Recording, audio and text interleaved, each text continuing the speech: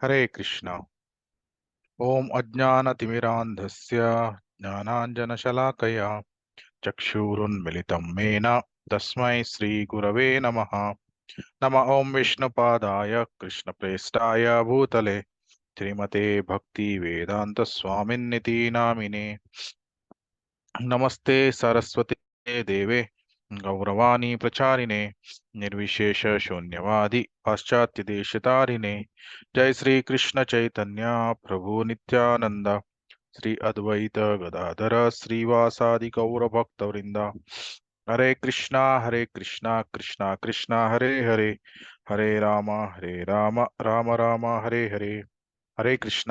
ಇವತ್ತಿನ ಕ್ಲಾಸಿಗೆ ಎಲ್ರಿಗೂ ಸ್ವಾಗತ. ಇವತ್ತು ನಾವು ಈಶೋಪನಿಷತ್ ಮಂತ್ರ 3 ಇದ್ರ ಬಗ್ಗೆ ನೋಡೋಣ. ಸ್ಕ್ರೀನ್ ಶೇರ್ ಮಾಡ್ತೇನೆ. ಹಿಂದಿನ ಕ್ಲಾಸ್ ಅಲ್ಲಿ ನಾವು ನೋಡಿದ್ವಿ ಕರ್ಮ, ಸಕರ್ಮ, ಅಕರ್ಮ ಮತ್ತೆ ವಿಕರ್ಮ. ಸೊ ಅಂಬರೀಷ್ ಮಹಾರಾಜ ಮತ್ತೆ ಯುಧಿಷ್ಠಿರ ಮಹಾರಾಜ, ಪರೀಕ್ಷಿತ ಮಹಾರಾಜರು, ಇವರು ಎಲ್ಲ ಈ ರೀತಿಯ ಜೀವನವನ್ನು ಮಾಡುವುದಿದ್ರೆ 100,000 ವರ್ಷಗಳ ಕಾಲ ಜೀವನ ಮಾಡಿದ್ರೂ ಪರವಾಗಿಲ್ಲ. ಆದ್ರೆ ಎಷ್ಟೊಂದು ಮರಗಳು ಇದೆ, ರೆಡ್ವುಡ್ ಟ್ರೀ ಅಂತ ನಾವು ನೋಡಿದ್ವಿ. ಸೊ ಅವುಗಳು 1,000 ವರ್ಷಗಳ ತನಕ ನಿಂತಿರಬಹುದು ಹಾಗೆ, ಆದ್ರೆ ಅವರ ಜೀವನದಲ್ಲಿ ಯಾವುದೇ ವ್ಯತ್ಯಾಸ ಇರುವುದಿಲ್ಲ. ಸೊ ಸಕರ್ಮ, ಅಕರ್ಮ, ವಿಕರ್ಮ, ಕ್ಷಮಿಸಿ, ಅಕರ್ಮವನ್ನು ನಾವು ಮಾಡಬೇಕು. ಇದನ್ನು ನಾವು ನೋಡಿದ್ವಿ.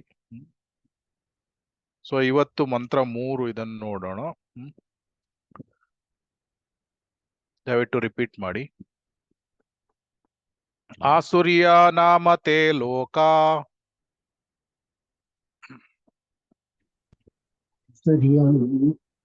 ಆಸುರ್ಯ ನಾಮತೆ ಲೋಕ, ಆಸುರ್ಯ ನಾಮತೆ ಲೋಕ, ಅಂಧೇನ ತಮಸಾವೃತಃ, ಅಂಧೇನ ತಾಂಸ್ತೆ ಪ್ರೇತಾಭಿ ಗಚ್ಚಂತಿ,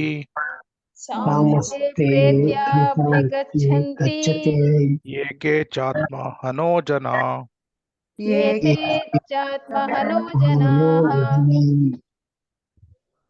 ಯಾರಾದ್ರೂ ಅನುವಾದ ಓದ್ತೀರಾ?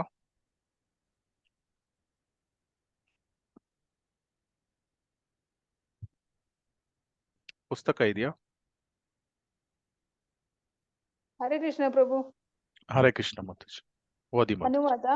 ಆತ್ಮಘಾತಿಯು ಅವನು ಯಾರೇ ಇರಲಿ ಅಂಧಕಾರ ಅಜ್ಞಾನಗಳ ವಿಶ್ವಾಸಹೀನರ ಲೋಕಗಳನ್ನು ಸೇರಲೇಬೇಕು. ಓಕೆ.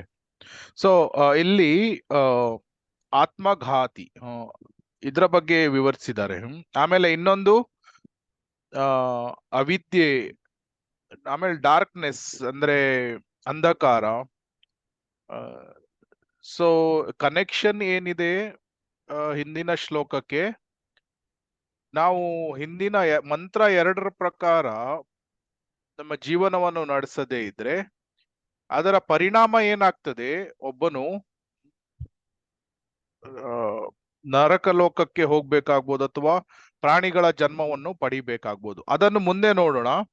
ನಿಜವಾಗಿ ಆತ್ಮಘಾತಿ ಅಂದ್ರೆ ಅರ್ಥ ಏನು, ಇದನ್ನು ಪ್ರಪ್ರಥಮವಾಗಿ ಅರ್ಥ ಮಾಡ್ಕೊಳ್ಳಿಕ್ಕೆ ನೋಡೋಣ. Killer of the soul. English ಅಲ್ಲಿ ಏನ್ ಹೇಳ್ತಾ ಇದ್ದಾರೆ? ಕಿಲ್ಲರ್ ಆಫ್ ದ ಸೋಲ್ ಅಂದ್ರೆ ಆತ್ಮ. ಆಕ್ಚುಲಿ ನಾವು ಆತ್ಮವನ್ನು ಕೊಲ್ಲಿಕ್ಕೆ ಆಗ್ತದ? ಇಲ್ಲ. ಆದ್ರೆ ಕಿಲ್ಲರ್ ಆಫ್ ದ ಸೋಲ್ ಅಂತ ಯಾಕೆ ಹೇಳಿದ್ದಾರೆ? ನಿಜವಾಗಿ ಭೌತಿಕ ಭವರೋಗದಲ್ಲಿ ಸಿಕ್ಕಿ ಹಾಕಿಕೊಂಡಿದ್ದೇವೆ. ಮನುಷ್ಯ ಜನ್ಮ ಯಾತಕ್ಕಾಗಿದೆ? ಆತ್ಮ ಸಾಕ್ಷಾತ್ಕಾರಕ್ಕಾಗಿ ಇದೆ. ಆದ್ರೆ ಆತ್ಮ ಸಾಕ್ಷಾತ್ಕಾರವನ್ನು ಮಾಡುವುದು, ಅದನ್ನು ಬಿಟ್ಟು ನಮ್ಮ ಸ್ವಾಭಾವಿಕ ಆದ ಸ್ಥಾನ ಏನಿದೆ ಅದು ಭಗವಂತನಿಗೆ ಸೇವೆಯನ್ನು ಸಲ್ಲಿಸುವುದು. ಸೊ ಆ ಸ್ಥಾನವನ್ನು ಬಿಟ್ಟು ನಾವು ಬೇರೆ ಕೆಲಸಗಳನ್ನು ಮಾಡಿದ್ರೆ ಅದನ್ನು ಕಿಲ್ಲರ್ ಆಫ್ ದ ಸೋಲ್, ಆತ್ಮಘಾತಿ ಅಂತ ಹೇಳ್ತಾರೆ. ಈ ಉದಾಹರಣೆಗೆ ಸ್ವಾಸ್ಥ್ಯ ಸ್ವಾಸ್ಥ್ಯ ಆತ್ಮ ಸ್ವಾಸ್ಥ್ಯ ಅಂತ ಹೇಳ್ಬೋದು.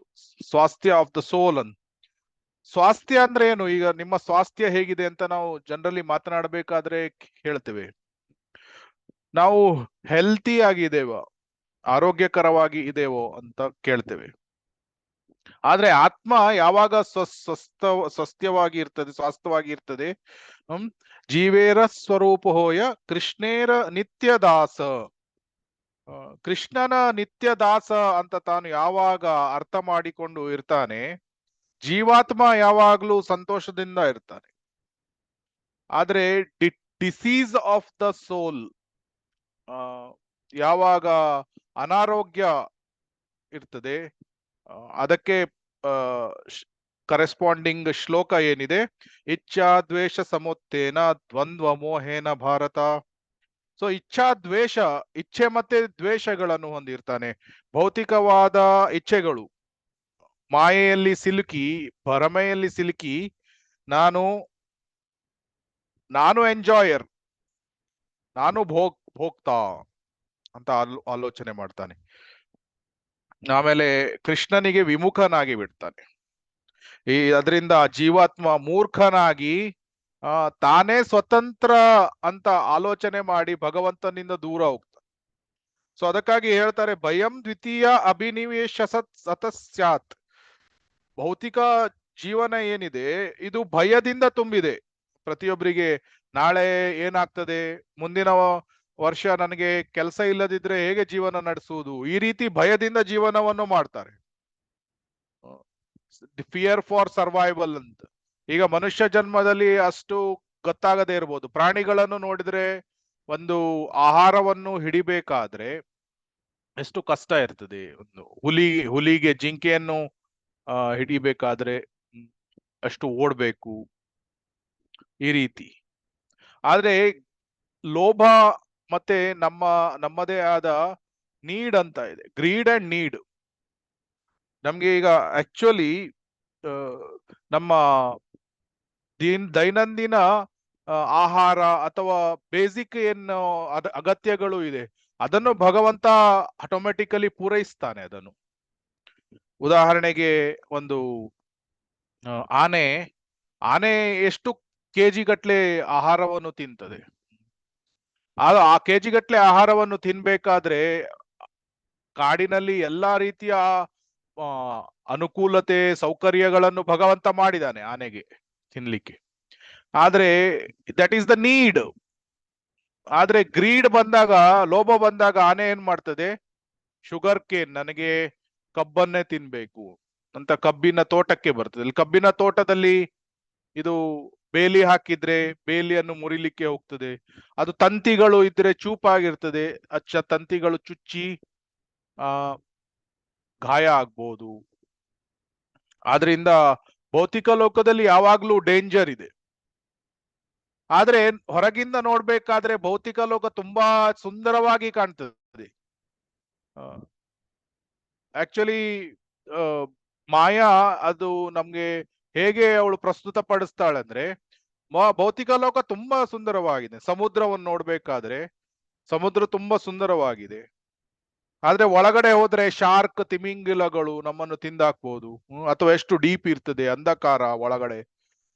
So danger. ಆದ್ರೆ ಹೊರಗಡೆಯಿಂದ ನೋಡ್ಬೇಕಾದ್ರೆ ಸನ್ಸೆಟ್ ಎಷ್ಟು ಚೆನ್ನಾಗಿದೆ, ಈ ರೀತಿ ಎಲ್ಲ ನೋಡ್ತೇವೆ. ಆದ್ರಿಂದ ಭೌತಿಕ ಲೋಕ ಬಾಹ್ಯವಾಗಿ ತುಂಬಾ ಸುಂದರವಾಗಿ ಕಾಣ್ತದೆ, ಆದ್ರೆ there is always danger. Alarm bell ಹೊಡಿತಾ ಇರ್ತದೆ ಆ ರೀತಿ. ಸೊ ಅದಕ್ಕಾಗಿ ಏನ್ ಹೇಳ್ತಾರೆ ಅಂದ್ರೆ, ಭೌತಿಕ ಸಂತೋಷ ಒಬ್ನು ಪಡಿಬೇಕಾದ್ರೆ ಅದರ ಜೊತೆಗೆ ಪೇನ್ ದುಃಖ ಸಹ ಬರ್ತದೆ. ಸೊ ಒಂದು ಕಾಯಿನ್ ಇದ್ದು ಹೆಡ್ ಟೇಲ್ಸ್ ಎರಡು. ಸೊ ಭೌತಿಕ ಸುಖ ಬೇಕಾದ್ರೆ ಭೌತಿಕ ದುಃಖ ಕೂಡ ಬರ್ತದೆ. ಉದಾಹರಣೆಗೆ ಒಬ್ನಿಗೆ ಸ್ಮೋಕಿಂಗ್ ಮಾಡ್ಬೇಕು, ಸ್ಮೋಕಿಂಗ್ ಮಾಡ್ತಾನೆ, ಆದ್ರೆ ಸ್ಮೋಕಿಂಗ್ ಜೊತೆ ಅವನಿಗೆ ಕ್ಯಾನ್ಸರ್ ಸಹ ಬರ್ತದೆ. ಸೊ ಆ ರೀತಿ. ಆದ್ರಿಂದ ಎರಡು ವಿಷಯಗಳು ಏನು, ಭೌತಿಕ ಲೋಕದಲ್ಲಿ ಒಬ್ನು ತುಂಬಾ ಕಷ್ಟಪಟ್ಟು ದುಡಿಬೇಕಂದ್ರೆ ಅವನು ತುಂಬಾ ಸೋಮಾರಿಯಾಗಿರ್ತಾನೆ. ನನಗೆ ದುಡಿಯುವುದು ಬೇಡ, ನಾನು ಆರಾಮಾಗಿರ್ತೇನೆ, ನನಗೆ ಎಲ್ಲ ಬೇಕು, ಎಲ್ಲ ಸೌಕರ್ಯಗಳು ಬೇಕು ಅಂತ. ಆಮೇಲೆ ಎರಡನೇ ವಿಷಯ ಏನ್ ಮಾಡ್ತಾರೆ ಅಂದ್ರೆ ಇಂದ್ರಿಯ ತೃಪ್ತಿಗಾಗಿ ತುಂಬಾ ಲೋಭವನ್ನು ಹೊಂದಿರ್ತಾರೆ. ಈ ಎರಡು ವಿಷಯಗಳು, ಒಂದು ರಾಜಸಿಕ ಗುಣ, ಒಂದು ತಾಮಸಿಕ ಗುಣ. ಸೋಮಾರಿತನ ತಾಮಸಿಕ ಗುಣ, ಆ, ಜಾಸ್ತಿ ಪ್ಯಾಷನ್, ಇಂದ್ರಿಯ ತೃಪ್ತಿ ಮಾಡ್ಬೇಕು, ಇದು ರಾಜಸಿಕ ಗುಣ. ಅದಕ್ಕಾಗಿ ಏನ್ ಹೇಳ್ತಾರಂದ್ರೆ ಈಶಾದ್ ಅಪೇತಸ್ಯ ವಿಪರ್ಯಯೋ ಅಸ್ಮೃತಿ. ಈಶಾದ್ ಅಂದ್ರೆ ಕೃಷ್ಣ. ಸೊ ಅಪೇತಸ್ಯ ಅಂದ್ರೆ ಬಹಿರ್ಮುಖ. ಯಾವಾಗ ಕೃಷ್ಣನಿಗೆ ಬಹಿರ್ಮುಖ ಮಾಡ್ತೇವೆ ಆವಾಗ ಏನಾಗ್ತದೆ, ವಿಪರ್ಯಯೋ ಅಂದ್ರೆ ನಾವು ಈ ಭೌತಿಕ ದೇಹದೊಂದಿಗೆ ನಮ್ಮನ್ನು ಗುರುತಿಸಿಕೊಳ್ತೇವೆ. ನಾನು ಜೀವಾತ್ಮ, ನಾನು ಆಧ್ಯಾತ್ಮಿಕ ಲೋಕಕ್ಕೆ ಸಂಬಂಧಪಟ್ಟವನು, ಅದನ್ನು ಮರೆತು ನಾನು ಭೌತಿಕ ಲೋಕಕ್ಕೆ ಭೌತಿಕ ಲೋಕದೊಂದಿಗೆ ಗುರುತಿಸಲ್ಪಟ್ಕೊಳ್ತೇನೆ, ನನ್ನನ್ನು identifying with the material body. ಆಮೇಲೆ ಅಸ್ಮೃತಿ ಅಂದ್ರೆ ಭಗವಂತನನ್ನು ಸಂಪೂರ್ಣವಾಗಿ ಮರೆತು ಬಿಡ್ತೇವೆ, ಮತ್ತೆ ಭೌತಿಕ ಲೋಕವೇ ಸರ್ವಸ್ವ ಅಂತ ಭಾವಿಸ್ತೇವೆ. ಯಾವಾಗ ಭೌತಿಕ ಲೋಕಕ್ಕೆ ನಾವು ಜಾಸ್ತಿ ಪ್ರಾಮುಖ್ಯತೆಯನ್ನು ಕೊಡ್ತೇವೆ ಆವಾಗ ಮಾಯೆ ನಮ್ಮನ್ನು ಹಿಡಿದು ಬಿಡ್ತಾಳೆ, ಅಟ್ಯಾಕ್ ಮಾಡಿ ಬಿಡ್ತಾಳೆ. ಆಮೇಲೆ ಜೀವಾತ್ಮ ಏನು ಭೋಗವೃತ್ತಿಯನ್ನು ಬೆಳೆಸ್ಕೊಳ್ತದೆ. ನಾನು ಈಗ ಎಂಜಾಯ್ ಮಾಡ್ತೇನೆ, ಐ ವಿಲ್ ಎಂಜಾಯ್. ಸೊ ಅಂತ ಆಮೇಲೆ ಭೋಗವೃತ್ತಿಯಲ್ಲಿ ತೊಡಗಿದಾಗ ಏನಾಗ್ತದೆ, ಅದನ್ನು ಘಾತ ಅಂತ. ಅಂದ್ರೆ ಯಾಕೆ ಆತ್ಮಘಾತ? ಯಾಕಂದ್ರೆ ಆಧ್ಯಾತ್ಮಿಕ ಸಾಕ್ಷಾತ್ಕಾರ, ಆತ್ಮ ಸಾಕ್ಷಾತ್ಕಾರ, ಭಗವಂತನ ಸಾಕ್ಷಾತ್ಕಾರ ಮಾಡುವುದಕ್ಕೆ ಅದು ಹಾನಿಕರ, ಇಂದ್ರಿಯ ತೃಪ್ತಿ ಮಾಡುವುದು. ಆದ್ರೆ ವಿಪರ್ಯಯೋ ಅಸ್ಮೃತಿ, ಜೀವಾತ್ಮ ಭಗವಂತನನ್ನು ಮರೆತು ಭೋಗವೃತ್ತಿಯನ್ನು ಮಾಡುವುದರಿಂದ it's a killer of the soul. ಯಾಕಂದ್ರೆ ಆತ್ಮದ ಆಸಕ್ತಿಯ ವಿರುದ್ಧವಾಗಿ ಆಕ್ಟ್ ಮಾಡ್ತಾ ಇದೆ, ಕಾರ್ಯ ಮಾಡ್ತಾ ಇದೆ. ಉದಾಹರಣೆಗೆ ಬೆಸ್ಟ್ ಉದಾಹರಣೆ ಅಂದ್ರೆ ಮದ್ಯಪಾನವನ್ನು ಕುಡಿಯುವುದು. ಮದ್ಯಪಾನವನ್ನು ಕುಡಿಯುವುದು ಇದು ಆತ್ಮಘಾತ. ಅಥವಾ ಅನೈತಿಕ ಸಂಬಂಧಗಳನ್ನು ಬೆಳೆಸ್ಕೊಳ್ಳುವುದು. ಆಕ್ಚುಲಿ ಜೀವಾತ್ಮ ಆಧ್ಯಾತ್ಮಿಕ ಲೋಕದಲ್ಲಿ ಭಗವಂತನ ಜೊತೆಗೆ ಆರಾಮಾಗಿ ಸಂತೋಷದಿಂದ ಇರಬಹುದು. ಆದ್ರೆ ಅದು ಸಂತೋಷದಿಂದ ಇರುವ ಬದಲಿಗೆ ಇಲ್ಲಿ ಎಂಜಾಯ್ ಮಾಡ್ಲಿಕ್ಕೆ ಹೋಗ್ತದೆ, ಅಗೇನ್ಸ್ಟ್ ಸೆಲ್ಫ್ ರಿಯಲೈಸೇಷನ್. ಮತ್ತೆ ಬೇರೆ ಬೇರೆ ಉಪಾಧಿಗಳನ್ನು ಬೆಳೆಸಿಕೊಳ್ತದೆ. ನಾನು ಕನ್ನಡಿಗ, ನಾನು ಆ ಜಾತಿಗೆ ಸಂಬಂಧಪಟ್ಟವನು, ನಾನು ಅಮೇರಿಕನ್, ನಾನು ಇಂಡಿಯನ್, ನಮ್ದು ತಮಿಳ್ ಸಂಘ ಅಥವಾ ನಮ್ದು ತೆಲುಗು ಸಂಘ, ಅಥವಾ ನಾರ್ತ್ ಇಂಡಿಯಾದವರು ನಮ್ಮ ಉತ್ತರ ಭಾರತದ ಸಂಘ. ಅದಕ್ಕೆ ಪುನರ್ಮೂಷಿಕ ಭಾವ ಅಂತ ಒಂದು ಕತೆ ಇದೆ, ಅದು ನಿಮ್ಗೆ ಗೊತ್ತಿರ್ಬೋದು. ಅದು ತುಂಬಾ ಡೀಪ್ ಆಗಿ ಹೋಗ್ಲಿಕ್ಕೆ ಸಮಯ ಇಲ್ಲ, ಆದ್ರೂ ಸಹ ಪುನರ್ಮೂಷಿಕ ಭಾವ ಈ ನೂತನ ಸಿವಿಲೈಸೇಷನ್ಸ್ ಗಳು ಹೇಗೆ ಇದೆ ಅಂದ್ರೆ ಪುನರ್ಮೂಷಿಕ ಭಾವ. ಯಾಕಂದ್ರೆ ಅಂತೆ ನಾರಾಯಣ ಸ್ಮೃತಿ ಇದರ ಬಗ್ಗೆ ಆಲೋಚನೆ ಮಾಡುವುದಿಲ್ಲ. ಭಗವಂತನ ಕೃಷ್ಣನನ್ನು ನಾವು ನೆನ್ಪಿಟ್ಕೊಳ್ಬೇಕು, ದೇಹ ಬಿಡ್ಬೇಕಾದ್ರೆ ನೆನ್ಪಿಟ್ಕೊಳ್ಬೇಕು, ಅದ್ರ ಬಗ್ಗೆ ಆಲೋಚನೆ ಮಾಡುವುದಿಲ್ಲ. ಆದ್ರೆ ಅದರ ಬದಲಿಗೆ ಅಂಧಕಾರದಲ್ಲಿ ಇರ್ಲಿಕ್ಕೆ ಪ್ರಯತ್ನವನ್ನು ಮಾಡ್ತಾರೆ. ಇದೆ ಅಲ್ಲಿ ಇಲ್ಲಿ ಅನುವಾದದಲ್ಲಿ ಅದನ್ನೇ ಹೇಳುವುದು. So full of darkness and ignorance. ಇದು ಬೇಸಿಕಲಿ ಇದು ನರಕ ಲೋಕದ ಬಗ್ಗೆ ವಿವರಿಸ್ತಾ ಇದ್ದಾರೆ, ಪ್ಲಾನೆಟ್ಸ್. ಸೊ ಇಲ್ಲಿ ಮೇಲು ತಮಸಾವೃತ ಅಂಧಕಾರದಿಂದ ತುಂಬಿದೆ. ನಮ್ಗೆ 5ನೇ ಸ್ಕಂದದಲ್ಲಿ ನೋಡಿದಾಗ 28 ನರಕ ಲೋಕದ ಬಗ್ಗೆ ವಿವರಿಸಲಾಗಿದೆ. ರೌರವ, ಮಹಾರೌರವ, ಕುಂಭಿಪಾಕ, ಸೊ ಎಷ್ಟೊಂದು ಇದು ಕ್ರಿಮಿ ಭೋಜ, ಎಷ್ಟೊಂದು ನರಕ ಲೋಕಗಳು ಇದೆ. ಅದು ಟೆರಿಬಲ್, ತುಂಬಾ ಟೆರಿಬಲ್, ಭಯಾನಕವಾಗಿ ಇದೆ. ಸೊ ಯಾರು ಕಿಲ್ಲರ್ ಆಫ್ ದ ಸೋಲ್, ಆತ್ಮಘಾತವನ್ನು ಮಾಡ್ಕೊಳ್ತಾರೆ, ಅವರು ನರಕ ಲೋಕವನ್ನು ಪ್ರವೇಶಿಸಬೇಕಾಗಬಹುದು, ಅಥವಾ ಆನಿಮಲ್ ಕಿಂಗ್ಡಮ್, ಪ್ರಾಣಿಗಳ ಜೀವನವನ್ನು ಪಡಿಬೇಕಾಗಬಹುದು.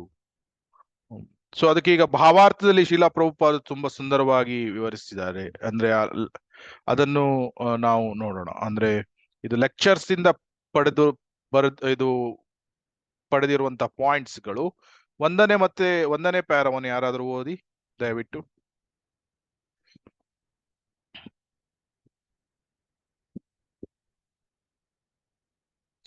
ಯಾರಾದ್ರೂ ಓದಿ, ಯಾರಾದ್ರೂ ಪರವಾಗಿಲ್ಲ.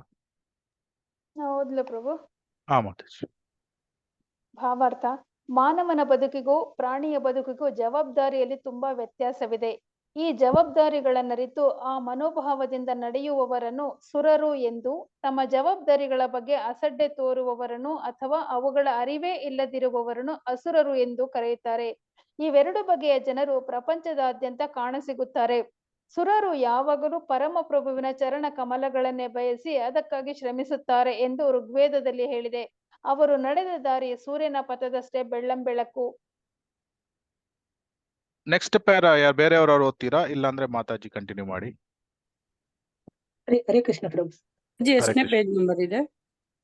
ನಮ್ಮ ಈ 13 ಮಾನವ ಮಾತಾಜಿ. ಜನ್ಮವು ಓದ್ಸು ಪ್ರಭು. ಓದಿ, ಇನ್ನೂ ಓದ್ಲಿಕ್ಕಿದೆ, ಓದಿ. ನಮ್ಮ ಈ ಮಾನವ ಜನ್ಮವು ಮಿಲಿಯಾಂತರ ವರ್ಷಗಳ ಕಾಲ ವಿಕಾಸಗೊಂಡ ನಂತರ ಮತ್ತು ಬೇರೆ ಬೇರೆ ಜನ್ಮಗಳನ್ನೆತ್ತಿ ಲಭಿಸಿದೆ ಎಂದು ವಿವೇಕಿಗಳು ಸದಾ ನೆನಪಿನಲ್ಲಿಡಬೇಕು. ಈ ಐಹಿಕ ಜಗತ್ತನ್ನು ಅನೇಕ ವೇಳೆ ಸಾಗರಕ್ಕೆ ಹೋಲಿಸುತ್ತಾರೆ.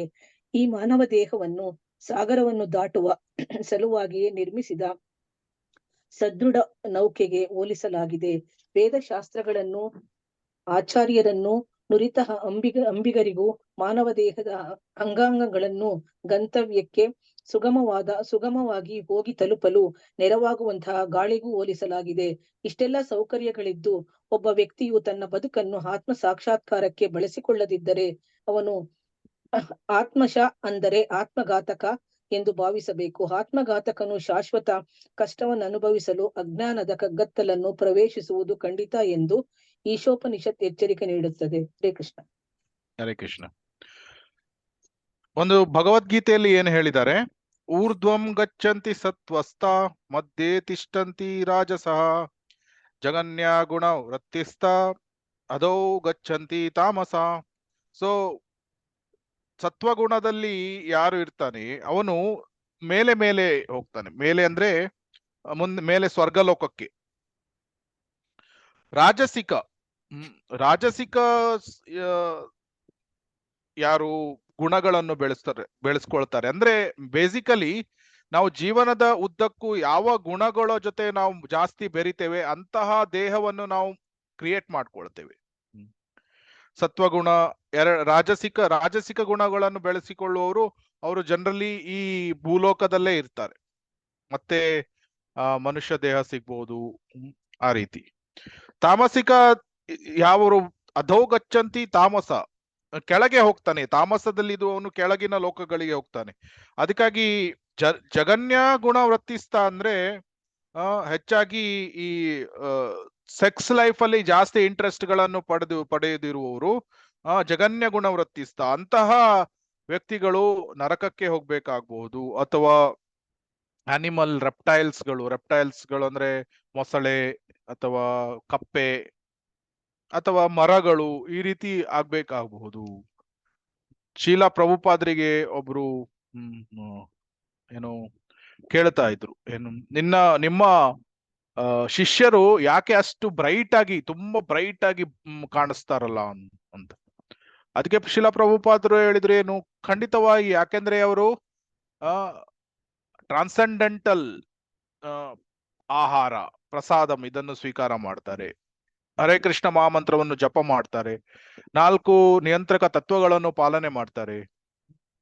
ಯಾವಾಗ ಸತ್ವಗುಣ ಜಾಸ್ತಿ ಆಗ್ತದೆ ಆವಾಗ ಬಾಡಿಲಿ ಲಸ್ಚರ್, ಕಾಂತಿ ಅಥವಾ ತೇಜ ಇದು ಜಾಸ್ತಿ ಆಗ್ತದೆ. ಆದ್ರಿಂದ ನಮಗೆ ಯಾವ ದೇಹ ಸಿಗ್ತದೆ ಅಂತ ಅರ್ಥ ಮಾಡ್ಕೊಳ್ಳಿಕ್ಕೆ ಜೀವನದ ಕೊನೆಯ ತನಕ ನಾವು ಕಾಯ್ಬೇಕಾಗಿ ಇಲ್ಲ. ನಾವು ಜೀವನವನ್ನು ಹೇಗೆ ನಡೆಸಿದ್ದೇವೆ ಅಂತ ಅದನ್ನು ನೋಡಿದ್ರೆ ಹೆಚ್ಚು ಕಡಿಮೆ ನಮ್ಗೆ ಅರ್ಥ ಆಗ್ತದೆ. ನಾವು ಮೇಲೆ ಸ್ವರ್ಗಲೋಕಕ್ಕೆ ಹೋಗ್ತೇವೋ ಅಥವಾ ಭೂಲೋಕದಲ್ಲಿ ಇರ್ತೇವೋ ಅಥವಾ ಕೆಳಗೆ ಹೆಲ್ಲಿಶ್ ಪ್ಲಾನೆಟ್ ನರಕಲೋಕಕ್ಕೆ ಹೋಗ್ತೇವೋ ಅಥವಾ ಭಗವದ್ದಾಂ ತ್ಯಕ್ತ್ವಾದೇಹಂ ಪುನರ್ಜನ್ಮತೆ ನೈತಿ ಮಾಂ ಏತಿ ಸೋ ಅರ್ಜುನ. ಸೊ ಭಗವಂತನ ಧಾಮಕ್ಕೆ ಹೋಗ್ತೇವೋ.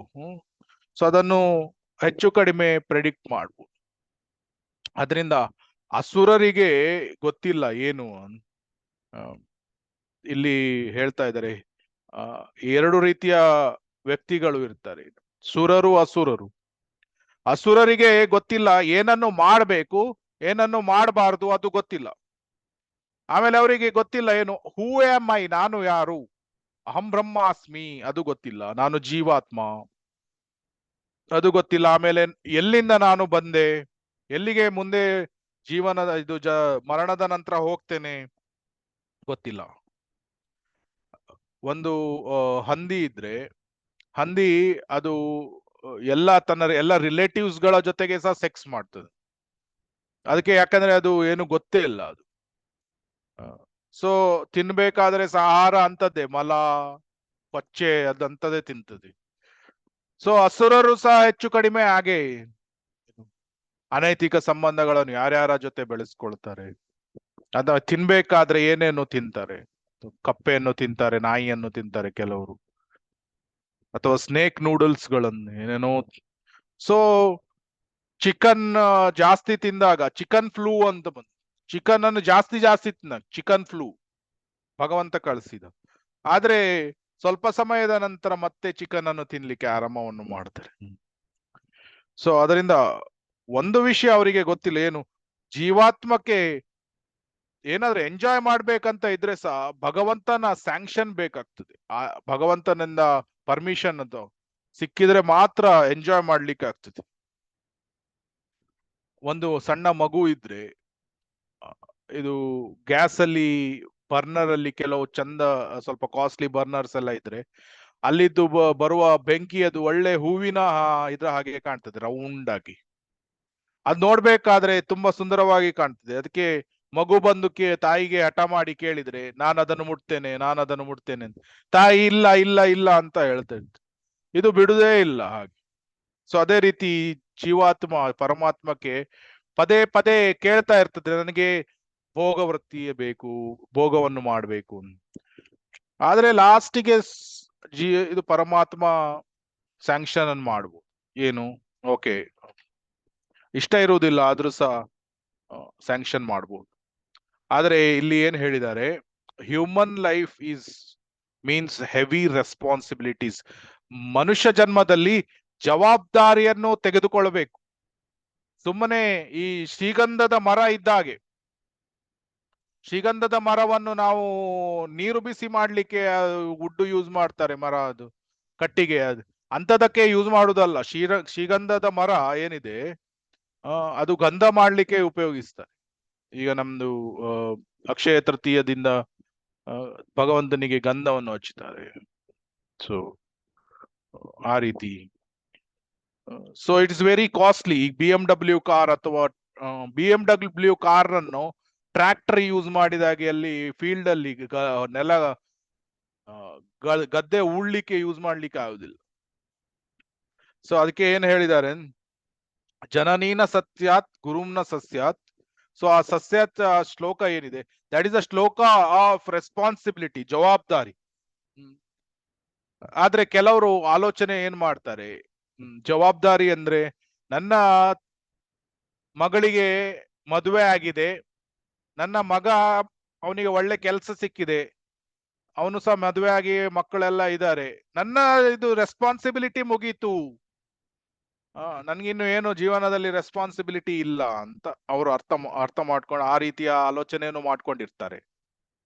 ಆದ್ರೆ ಪ್ರಹ್ಲಾದ್ ಮಹಾರಾಜರು ಹೇಳ್ತಾರೆ, ಏನು ಅದು, ಕೌಮಾರಂ ಆಚರೇತ್ ಪ್ರಜ್ಞೋ ಧರ್ಮಾನ್ ಭಾಗವತಾನಿಹ ದುರ್ಲಭಂ ಮಾನುಷಂ ಜನ್ಮ ತದ್ಯಪಿ ಅಧ್ರುವಂ ಅರ್ಥದಂ. ಪ್ರಹ್ಲಾದ್ ಮಹಾರಾಜರು ಹೇಳ್ತಾರೆ, ಮನುಷ್ಯ ಜನ್ಮ ತುಂಬಾ ದುರ್ಲಭವಾಗಿ ಸಿಕ್ಕಿರುವಂತದ್ದು, ಅದನ್ನು ಆತ್ಮ ಸಾಕ್ಷಾತ್ಕಾರಕ್ಕಾಗಿ ಉಪಯೋಗಿಸು. ಸೊ ಕೌಮಾರದಿಂದನೇ ಭಗವಂತನ ಸೇವೆಗಳನ್ನು ಮಾಡಬೇಕು, ಭಗವಂತನ ಈ ಭಾಗವತ ಧರ್ಮವನ್ನು ಅರ್ಥ ಮಾಡ್ಕೊಳ್ಬೇಕು. 84 ಲಕ್ಷ ಒಂದು ಕೋಟೆ ಇದ್ದು 84 ಲಕ್ಷ ಅದರಲ್ಲಿ ಒಂದು ಕೋಟೆಯ ಒಳಗೆ ಇದ್ದೇವೆ ಅಂತ ತಿಳ್ಕೊಂಡ್ರೆ, ಆ ಕೋಟೆಗೆ 84 ಲಕ್ಷ ಏನು ಬಾಗಿಲುಗಳು ಇದೆ. ಎಲ್ಲಾ ಬಾಗಿಲು ಕ್ಲೋಸ್ ಆಗಿದೆ, ಒಂದು ಬಾಗಿಲು ಮಾತ್ರ ಓಪನ್. ಅದು ಆ ಒಂದು ಬಾಗಿಲು ಓಪನ್ ಇರುವಂತ ಬಾಗಿಲದು ಮನುಷ್ಯ ಜನ್ಮ ಅಂತ ತಿಳ್ಕೊ. ಅವನಿಗೆ ಕಣ್ಣಿಗೆ ಪರದೆಯನ್ನು ಹಾಕಿದ್ರೆ ಅವನು ಹೋಗ್ತಾನೆ ಪ್ರತಿ ಬಾಗಿಲಿಗೆ. ಅಂದ್ರೆ ಪ್ರತಿ ಬಾಗಿಲಿಗೆ ಹೋಗುದಂದ್ರೆ ಎಷ್ಟೋ ಜನ್ಮವನ್ನು ಪಡೆಯುವುದು, ನಾಯಿ ಜನ್ಮ, ಕತ್ತೆ ಜನ್ಮ, ಹಾವಾಯ್ತು, ಹುಲಿ ಆಯ್ತು, ಈ ರೀತಿ. ಎಷ್ಟೋ ಜನ್ಮದ ನಂತರ ಮನುಷ್ಯ ಜನ್ಮ ಸಿಕ್ತು. ಆವಾಗ ಅಲ್ಲಿ ಮನುಷ್ಯ ಜನ್ಮ, ಆ ಡೋರ್ ಓಪನ್ ಇದ್ದಲ್ಲಿ ಬರ್ತಾನೆ, ಆದ್ರೆ ಡೋರ್ ಓಪನ್ ಇದ್ದು ಹೋಗುದಿಲ್ಲ. ಅಲ್ಲಿ ಇಚ್ಚಿಂಗ್ ಸ್ಟಾರ್ಟ್ ಆಗ್ತದೆ. ಏನು ಇಚ್ಚಿಂಗ್ ಸ್ಟಾರ್ಟ್ ಆದಾಗ ಅಲ್ಲಿ ಇಚ್ಚಿಂಗ್ ಮಾಡ್ಲಿಕ್ಕೆ ಆರಂಭ ಮಾಡ್ತಾನೆ, ಮತ್ತೆ ಬೇರೆ ಬಾಗಿಲಿಗೆ ಮತ್ತೆ ಹೋಗ್ಲಿಕ್ಕೆ ಪ್ರಯತ್ನ ಮಾಡ್ತಾನೆ. ಆದ್ರೆ ಬೇರೆ ಬಾಗಿಲುಗಳು ಮುಚ್ಚಿದೆ. ಇಚ್ಚಿಂಗ್ ಅನ್ನು ಯಾವುದಕ್ಕೆ ಹೋಲಿಸಿದ್ದಾರೆ? ಸೆಕ್ಸ್ ಡಿಸೈರ್ಸ್, ಸೆಕ್ಸ್ ಆಸೆ. ಸೊ ಸೆಕ್ಸ್ ಡಿಸೈರ್ ಗಳನ್ನು ಹೊಂದಿದ್ದು, ಏನು ಭೌತಿಕ ಆಸೆಗಳನ್ನು ಹೊಂದಿದ್ದು ಮನುಷ್ಯ ಜನ್ಮವನ್ನು ವ್ಯರ್ಥ ಮಾಡ್ಕೊಳ್ತಾನೆ. ಆದ್ರಿಂದ ಈಟಿಂಗ್, ಸ್ಲೀಪಿಂಗ್, ಮೇಟಿಂಗ್, ಡಿಫೆಂಡಿಂಗ್, ಆಹಾರ, ನಿದ್ರಾ, ಭಯ, ಮೈಥುನಂಶ. ಆಕ್ಚುಲಿ ಆನೆಯ ಉದಾಹರಣೆಯನ್ನು ತೆಗೆದುಕೊಂಡ್ರೆ, ಕಾಡಿನಲ್ಲಿ ಆರಾಮಾಗಿ ಇರ್ಬೋದಿತ್ತು, ಆದ್ರೆ ನನಗೆ ಕಬ್ಬು ಬೇಕು, ಶುಗರ್ ಕೇನೆ ಬೇಕು ಅಂತ ಆ ಬಾರ್ಡರ್ ಅನ್ನು ಮೀರಿ ದಾಟಿ ಹೊರಗೆ ಬರ್ತದೆ. ಆವಾಗ ಏನು ಆಗ್ತದೆ? ಅದಕ್ಕೆ ಅದು ಬೇಲಿಯನ್ನು ಚುಚ್ಚುವಾಗ ರಕ್ತ ಬರ್ತದೆ. ಆದ್ರೆ ಏನ್ ಹೇಳ್ತಾರೆ? ಸರ್ವತ್ರ ಲಭ್ಯತೆ ದೈವ. So limited sense gratification is available for every one. ಎಲ್ರಿಗೂ ಇದೆ. ಸೊ ಪ್ರತಿದಿನ ದಾಲ್ ಮತ್ತೆ ರೈಸ್ ಬೇಕು ಅಂದ್ರೆ ಎಲ್ರಿಗೂ ದಾಲ್ ರೈಸ್ ಸಿಗ್ತದೆ. ಆದ್ರೆ ನಂಗೆ ಪ್ರತಿದಿನ ರಾಜಭೋಗ್ ಪ್ರಸಾದವೇ ಬೇಕು ಅಂದ್ರೆ ಎಷ್ಟು ಜನರಿಗೆ ರಾಜಭೋಗ್ ಪ್ರಸಾದ ಸಿಗ್ತದೆ? 5-6 ಜನರಿಗೆ, 7-8 ಜನರಿಗೆ, ಮ್ಯಾಕ್ಸಿಮಮ್ 10 ಜನರಿಗೆ ಸಿಗ್ಬಹುದು. ಸೊ ಅದರಿಂದ ಗ್ರೀಡ್ ಅಂಡ್ ನೀಡ್. ಸೊ ಮನುಷ್ಯ ಜನ್ಮ ಏನಿದೆ, ಇದು ಜವಾಬ್ದಾರಿಯ ಜನ್ಮ. ಅದನ್ನು ಮಿಸ್ಯೂಸ್ ಮಾಡ್ಕೊಳ್ಬೇಡಬಾರ್ದು.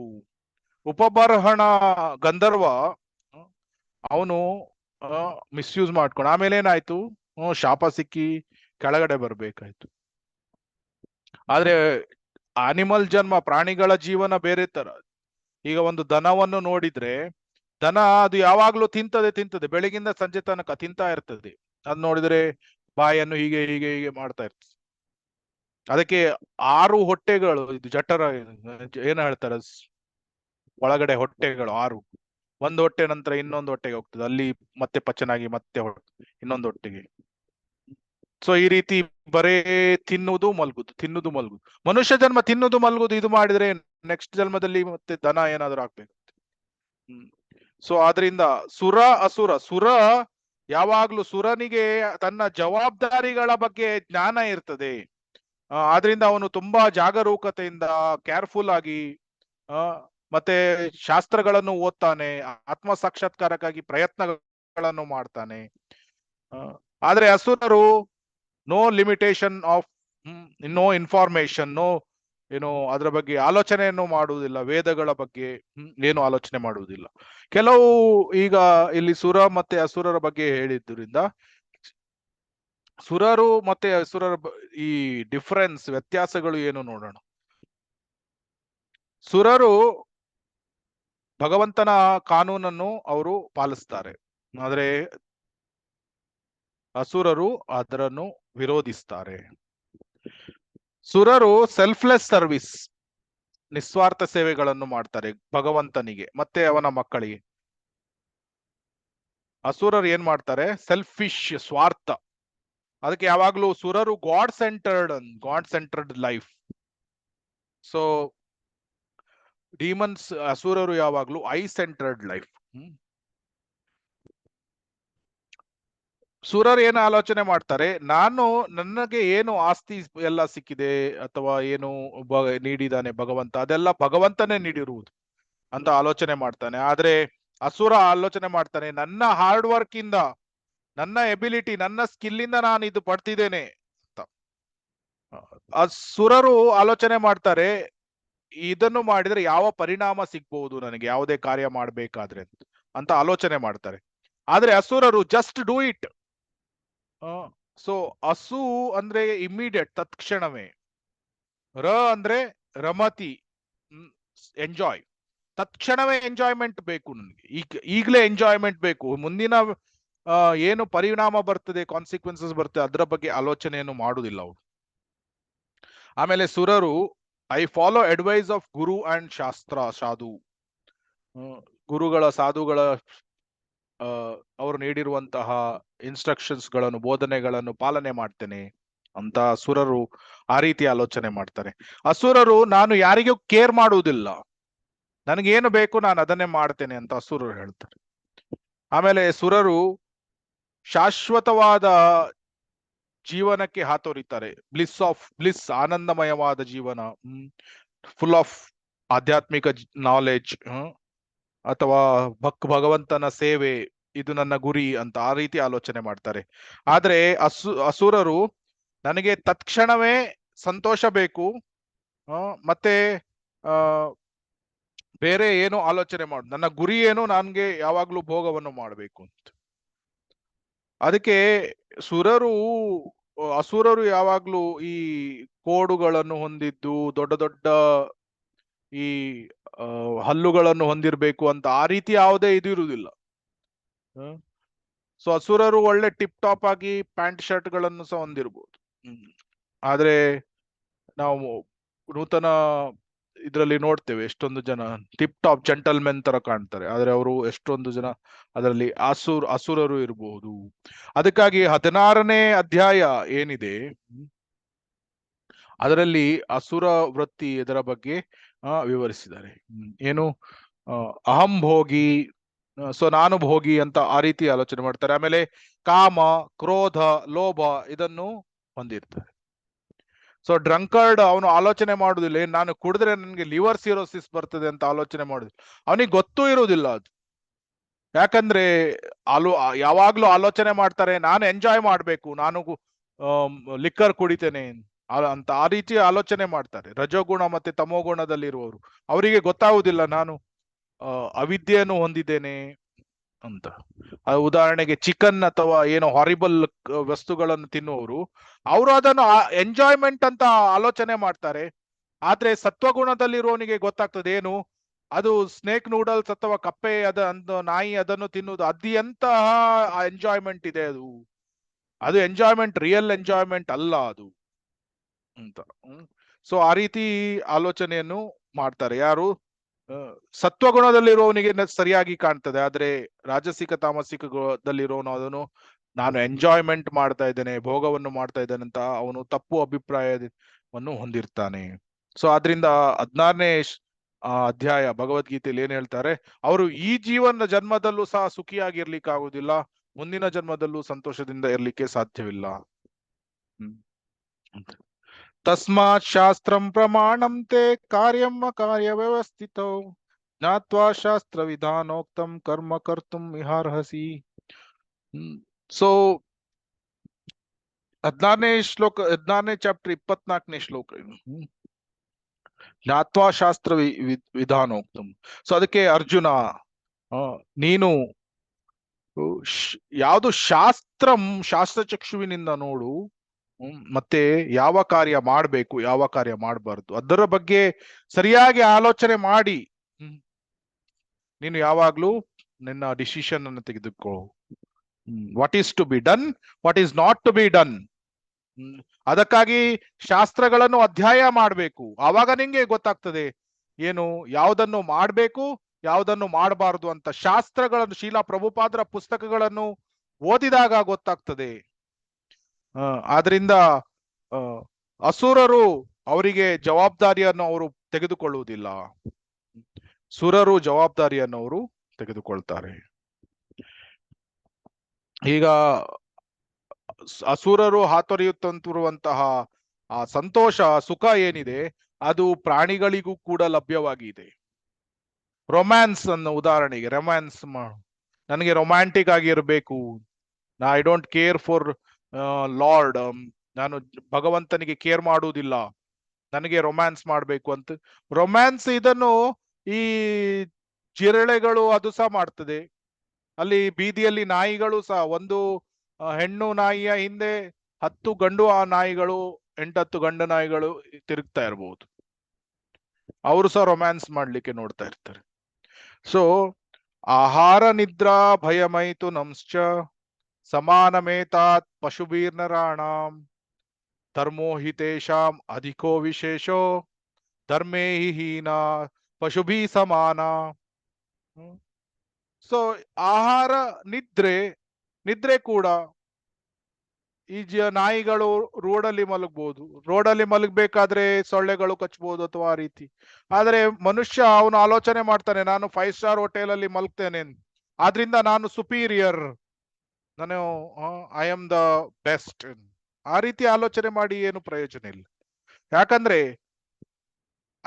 ಗಳು, ಪ್ರಾಣಿಗಳು ಸಹ ಮಲಗ್ತದೆ, ಅವು ಸಹ ಭೋಗಗಳನ್ನು ಮಾಡ್ತದೆ, ಸೆಕ್ಸ್ ಲೈಫ್ ಅನ್ನು ಎಂಜಾಯ್ ಮಾಡ್ತದೆ, ರಕ್ಷಣೆಗಳನ್ನು ಮಾಡಿಕೊಳ್ತದೆ. ಸೊ ಅದಕ್ಕೆ ಧರ್ಮೇ ಹಿ ತೇಷಾಂ ಅಧಿಕೋ ವಿಶೇಷೋ. ಧರ್ಮವನ್ನು ಯಾರು ಪಾಲನೆ ಮಾಡುವುದಿಲ್ಲ ಮನುಷ್ಯ ಜನ್ಮದಲ್ಲಿ, ಮನುಷ್ಯ ಜನ್ಮ ಪ್ಲಸ್ ಮೈನಸ್ ಧರ್ಮ ಅಂದ್ರೆ ಅವನು ದ್ವಿಪಾದ ಪಶು. So animal life plus dharma is equal to human being. So ಇದರ ವಿಷಯ ಸರಿಯಾಗಿ ಒಬ್ನು ಅರ್ಥ ಮಾಡ್ಕೊಳ್ಬೇಕು. ಅದನ್ನು ಬಿಟ್ಟು ಅವನು ಧರ್ಮ ಬೇಡ, ಐ ಡೋಂಟ್ ಕೇರ್ ಅಂತ ಹೇಳಿದ್ರೆ ಅವನು ದ್ವಿಪಾದ ಪಶು ಆಗ್ತಾನೆ. ಪ್ಯಾರಾ 2ರಲ್ಲಿ ಇನ್ನೊಂದು ಏನು ಹೇಳಿದ್ದಾರೆ ಅಂದ್ರೆ, ಮನುಷ್ಯ ಜನ್ಮಕ್ಕೆ ಬೋಟಿಗೆ ಹೋಲಿಸಿದ್ದಾರೆ. ಸಮುದ್ರದಲ್ಲಿ ಬೋಟ್ ಅಥವಾ ಹಡಗು ಇದ್ರೆ, ಹಡಗು ಅಥವಾ ಆಚಾರ್ಯರು, ಗುರುಗಳು, ಅವ್ರಿಗೂ ಕ್ಯಾಪ್ಟನ್. ಇದು ಶಾಸ್ತ್ರಗಳು ಏನು, ಫೇವರೇಬಲ್ ವಿಂಡ್. ಓಷಿಯನ್, ಸಮುದ್ರ ಏನು, ಸಂಸಾರ ಭವಸಾಗರ. ಆಮೇಲೆ ಶೋರ್ ಅಥವಾ ದಡ ಏನಿದೆ ಅದು ಆಧ್ಯಾತ್ಮಿಕ ಲೋಕ. ಒಬ್ನು ನನಗೆ ದಡಕ್ಕೆ ಹೋಗುದು ಬೇಡ, ನಾನು ಸಮುದ್ರದಲ್ಲಿ ಆರಾಮಾಗಿ ಸ್ವಿಮ್ಮಿಂಗ್ ಮಾಡಿಕೊಂಡಿರ್ತೇನೆ, ಜಂಪ್ ಔಟ್ ಆಫ್ ದ ಬೋಟಿಂದ ಹೊರಗೆ ಇದ್ ಮಾಡಿದ್ರೆ ಏನಾಗ್ತಾನೆ, ಕಡೆಗೆ ಅಲ್ಲಿ ಮುಳುಗ್ಬೇಕಾಗ್ತದೆ. ಸೊ ಅದನ್ನೇ ಆತ್ಮಘಾತ ಅಂತ. ಆತ್ಮಘಾತ ಅಂದ್ರೆ ಕಿಲ್ಲರ್ ಆಫ್ ದ ಸೋಲ್. ಅವನು ಬೋಟಿಂದ ಹೊರಗೆ ಹಾರಿ ಬಿಟ್ರೆ ಏನಾಗ್ತದೆ, ಮುಳುಗಿ ಬಿಡ್ತಾನೆ. ಸೊ ಇದೇ ತಾತ್ಪರ್ಯ ಈ 2 ಪ್ಯಾರಾಗ್ರಾಫ್ಗಳದ್ದು. 3ನೇ ಪ್ಯಾರಾಗ್ರಾಫ್ ಓದಿ. ಹರೇ ಕೃಷ್ಣ. ಹರೇ ಕೃಷ್ಣ ಪ್ರಭುಜಿ. ಹರೇ ಕೃಷ್ಣ. ಓದಿ ಪ್ರಭುಜಿ. ಹಂದಿಗಳು, ನಾಯಿಗಳು, ಒಂಟೆಗಳು, ಕತ್ತೆಗಳು ಮೊದಲಾದವುಗಳಿಗೂ ನಮ್ಮಂತೆ ಆರ್ಥಿಕ ಅವಶ್ಯಕತೆಗಳು ಇರುತ್ತವೆ. ಆದರೆ ಈ ಪ್ರಾಣಿಗಳ ಆರ್ಥಿಕ ಸಮಸ್ಯೆಗಳು ಅಸಹ್ಯವೂ ಅಹಿತಕರವೂ ಆದ ಪರಿಸ್ಥಿತಿಗಳಲ್ಲಿ ಪರಿಹಾರವಾಗುತ್ತವೆ. ಆಯಾದ ಜೀವನಕ್ಕೆ ಬೇಕಾದ ಸಕಲ ಸೌಕರ್ಯಗಳನ್ನು ಮಾನವನಿಗೆ ಪ್ರಕೃತಿ ನಿಯಮಗಳು ನೀಡಿವೆ.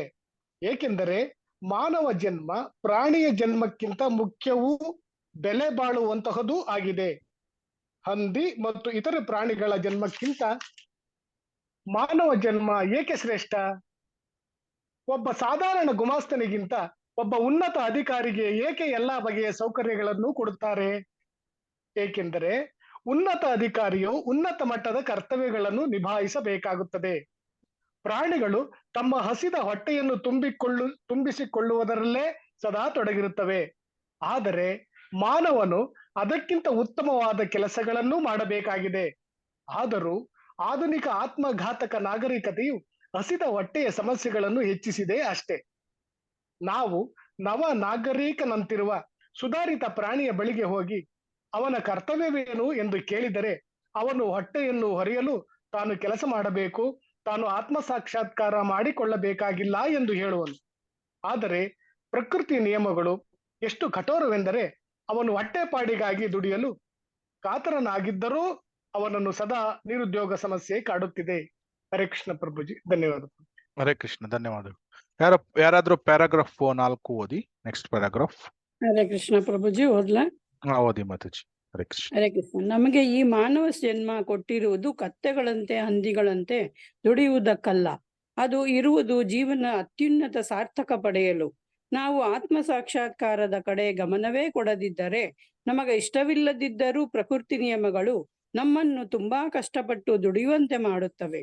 ಮಾನವ ಜೀವಿಗಳು ಈ ಕಲಿಯುಗದಲ್ಲಿ ಕತ್ತೆಗಳಂತೆ, ಗಾಡಿ ಎಳೆಯುವ ಎತ್ತುಗಳಂತೆ ದುಡಿಯಲೇಬೇಕಾಗಿದೆ. ಅಸುರರನ್ನು ಕಳಿಸುವ ಕೆಲವು ಪ್ರದೇಶಗಳ ಹೆಸರನ್ನು ಈಶೋಪನಿಷತ್ತಿನ ಈ ಶ್ಲೋಕದಲ್ಲಿ ತಿಳಿಸಲಾಗಿದೆ. ಮಾನವನಾಗಿ ಒಬ್ಬನು ಮಾಡಬೇಕಾದ ಕರ್ತವ್ಯಗಳನ್ನು ಮಾಡದೇ ಇದ್ದರೆ ಅವನು ಅಸೂರ್ಯ ಲೋಕಗಳಿಗೆ ಹೋಗಿ ಕೀಳು ಜನ್ಮದಲ್ಲಿ ಹುಟ್ಟಿ ಅಜ್ಞಾನ ಅಂಧಕಾರಗಳಲ್ಲಿ ಶ್ರಮಪಟ್ಟು ಕೆಲಸ ಮಾಡಬೇಕಾಗುತ್ತದೆ. ಮುಂದೆ ಓದ್ಲಾ ಪ್ರಭು? ಸಾಕು ಮಾತಾಜಿ. ಹರೇ ಕೃಷ್ಣ. ಸೊ ಇಲ್ಲಿ ಈ 3ನೇ ಪ್ಯಾರಾಗ್ರಾಫ್ ದಲ್ಲಿ ಉದಾಹರಣೆ ಏನ್ ಕೊಡ್ತಾರೆ, ಈಗ ಹೈಕೋರ್ಟ್ ಜಡ್ಜ್ ಇರ್ಬೋದು, ಅಥವಾ ಒಬ್ನು ಕ್ಲರ್ಕ್ ಇರಬಹುದು. ಗವರ್ಮೆಂಟ್ ಸರ್ವೆಂಟ್ ಅಥವಾ ಹೈಕೋರ್ಟ್ ಜಡ್ಜ್ ಅವನಿಗೆ ಜಾಸ್ತಿ ಸಂಬಳ ಇರ್ತದೆ, ಕ್ಲರ್ಕಿಗೆ ಸಂಬಳ ಕಮ್ಮಿ ಇರಬಹುದು. ಆರ್ಡಿನರಿ ಕ್ಲರ್ಕಿಗೆ ಹೈಕೋರ್ಟ್ ಜಡ್ಜಿಗೆ 20 ಲಕ್ಷ ಸಿಗ್ತಾ ಇದ್ರೆ ಇವನು ಕ್ಲರ್ಕಿಗೆ 1.5 ಲಕ್ಷ 2 ಲಕ್ಷ ಸಿಗ್ತಾ ಇರ್ಬೋದು. ಯಾತಕ್ಕಾಗಿ? ಕ್ಲರ್ಕ್ ನೋಡಿದ್ರೆ ಅವನು ಫಿಸಿಕಲಿ ದೈಹಿಕವಾಗಿ ಜಾಸ್ತಿ ಕೆಲಸವನ್ನು ಮಾಡ್ತಾನೆ. ಉದಾಹರಣೆಗೆ ರಬ್ಬರ್ ಸ್ಟ್ಯಾಂಪ್ ಅನ್ನು ಬೆಳಗ್ಗಿಂದ ಟಪ್ ಟಪ್ ಅಂತ ಹೊಡಿತಾ ಇರ್ಬೋದು ಬೆಳಗ್ಗಿಂದ ಸಂಜೆ ತನಕ, ಅಥವಾ ಬೇರೆ ಕೆಲಸಗಳನ್ನು ಮಾಡ್ತಾ ಇರ್ಬೋದು. ಹೈಕೋರ್ಟ್ ಜಡ್ಜ್ ನೋಡಿದ್ರೆ ಅವನು ಬರೇ ಒಂದೆರಡು ಪೇಜ್ ಬರೆದು ಕನ್ಕ್ಲೂಷನ್ ಈ ರೀತಿ ಇದೆ, ಕೋರ್ಟ್ ಇದು ಕೇಸ್ ಇದೆ, ಈ ರೀತಿ ಆಯ್ತು, ಒಂದು ಸಿಗ್ನೇಚರ್ ಸೈನ್ ಹಾಕಿ ಹೋಗ್ಬೋದು. ಆದ್ರೆ ಇವನಿಗೆ ಯಾಕೆ 20 ಲಕ್ಷ ಸ್ಯಾಲ್ರಿ, ಕ್ಲರ್ಕಿಗೆ ಹೈಕೋರ್ಟ್ ಜಡ್ಜಿಗೆ 24 ಲಕ್ಷ ಸ್ಯಾಲ್ರಿ, ಕ್ಲರ್ಕಿಗೆ 2 ಲಕ್ಷ ಸ್ಯಾಲ್ರಿ? ಯಾತಕ್ಕಾಗಿ? ಇಲ್ಲಿ ಜವಾಬ್ದಾರಿ, ರೆಸ್ಪಾನ್ಸಿಬಿಲಿಟಿ. ಹೈಕೋರ್ಟ್ ಜಡ್ಜ್ ಅವನು ಜಾಸ್ತಿ ಜವಾಬ್ದಾರಿಗಳನ್ನು, ಅವನ ಕೆಲಸ ಜವಾಬ್ದಾರಿಯುತವಾಗಿ ಇದೆ. ಆದ್ರೆ ಕ್ಲರ್ಕ್ ಅವನು ಹೆಚ್ಚು ರೆಸ್ಪಾನ್ಸಿಬಿಲಿಟಿ, ಜವಾಬ್ದಾರಿ ಹೆಚ್ಚು. ಅಷ್ಟೊಂದು ಅವನು ಸಣ್ಣ ತಪ್ಪುಗಳನ್ನು ಮಾಡಿದ್ರೆ ಹೆಚ್ಚು ವ್ಯತ್ಯಾಸ ಆಗುವುದಿಲ್ಲ. ಹೈಕೋರ್ಟ್ ಜಡ್ಜ್ ಕೋರ್ಟ್ ಕೇಸಲ್ಲಿ ಕೊಡ್ಬೇಕಾದ್ರೆ ಜಡ್ಜ್ ತಪ್ಪು ಮಾಡಿದ್ರೆ ತುಂಬಾ ವ್ಯತ್ಯಾಸ ಬೀಳ್ತದೆ. ಸೊ ಅದೇ ರೀತಿ ಮನುಷ್ಯ ಜನ್ಮ ಕೂಡ ಏನಿದೆ, ಇದು ತುಂಬಾ ಜವಾಬ್ದಾರಿಯುತವಾದ ಒಂದು ಜನ್ಮ. ಆದ್ರೆ ಅನಿಮಲ್ ಲೈಫ್ ಅಲ್ಲಿ ಕ್ಲರ್ಕ್ ಇದ್ದಾಗೆ. ಸೊ ಅದಕ್ಕಾಗಿ 2 ಲಕ್ಷ ಸಂಬಳ ಇರ್ಬೋದು. ಸೊ ಅದರಿಂದ ಮನುಷ್ಯ ಜನ್ಮ ಕತ್ತೆಗಳ ತರ ದುಡಿಲಿಕ್ಕೆ ಅಲ್ಲ. 11ನೇ ಸ್ಕಂದದಲ್ಲಿ ಒಂದು ಹೀರೋನ್ ಏನು ಒಂದು ಮೀನನ್ನು ಹಿಡಿತದೆ. ಆ ಮೀನನ್ನು ಹಿಡಿದಾಗ ಬೇರೆ ಹೀರನ್ಸ್ ಗಳು ಬಂದು ಅದು ಅಟ್ಯಾಕ್ ಮಾಡ್ತದೆ ಅದನ್ನು. ಆವಾಗ ಹೀರನ್ ಮೀನನ್ನು ಬಿಟ್ಟಾಗ ಬೇರೆ ಆ ಮೀನನ್ನು ಹಿಡಿಲಿಕ್ಕೆ ಅವರು ಎಲ್ಲ ಓಡಿ ಹೋಗ್ತಾರೆ. ಸೊ ಹಾಗಾದ್ರೆ ನಾವು ಆಲೋಚನೆ ಮಾಡ್ಬೋದು, ಈ ಹೀರೋನಿಗೆ ಮೀನು ತಪ್ಪಿ ಹೋಯ್ತು, ಹಾಗಾದ್ರೆ ಜೀವನ ಮಾಡುವುದು ಎಷ್ಟು ಕಷ್ಟ ಅನಿಮಲ್ ಲೈಫ್ ಅಲ್ಲಿ. ಈ ಉದಾಹರಣೆ ನೋಡಿದ್ರೆ ನಾವು ಮನುಷ್ಯ ಜನ್ಮದಲ್ಲಿ ಪ್ರಸಾದಂ ಪ್ಲೇಟ್ ತೆಗೆದುಕೊಂಡು ಕೂತ್ಕೊಳ್ತೇವೆ. ಪ್ರಸಾದಂ ಪ್ಲೇಟ್ ತೆಗೆದುಕೊಂಡು ಕೂತ್ಕೊಂಡಾಗ ನಮ್ಗೆ ಬೇರೆ ಮನುಷ್ಯರು ಬಂದು ಅದನ್ನು ತೆಗೆದುಕೊಳ್ಳುವುದು ಅಥವಾ ಪ್ಲೇಟ್ ಮುಂದೆ ಓಡಿ ಹೋಗುದು ಆ ರೀತಿ ಇರುವುದಿಲ್ಲ. ಉದಾಹರಣೆಗೆ ಈಗ ಹುಲಿ ಅಂತ ಇಟ್ಕೊಳ್ಳೋಣ. ಹುಲಿ ಜಿಂಕೆಯನ್ನು ಹಿಡಿಲಿಕ್ಕೆ ಓಡ್ಬೇಕು.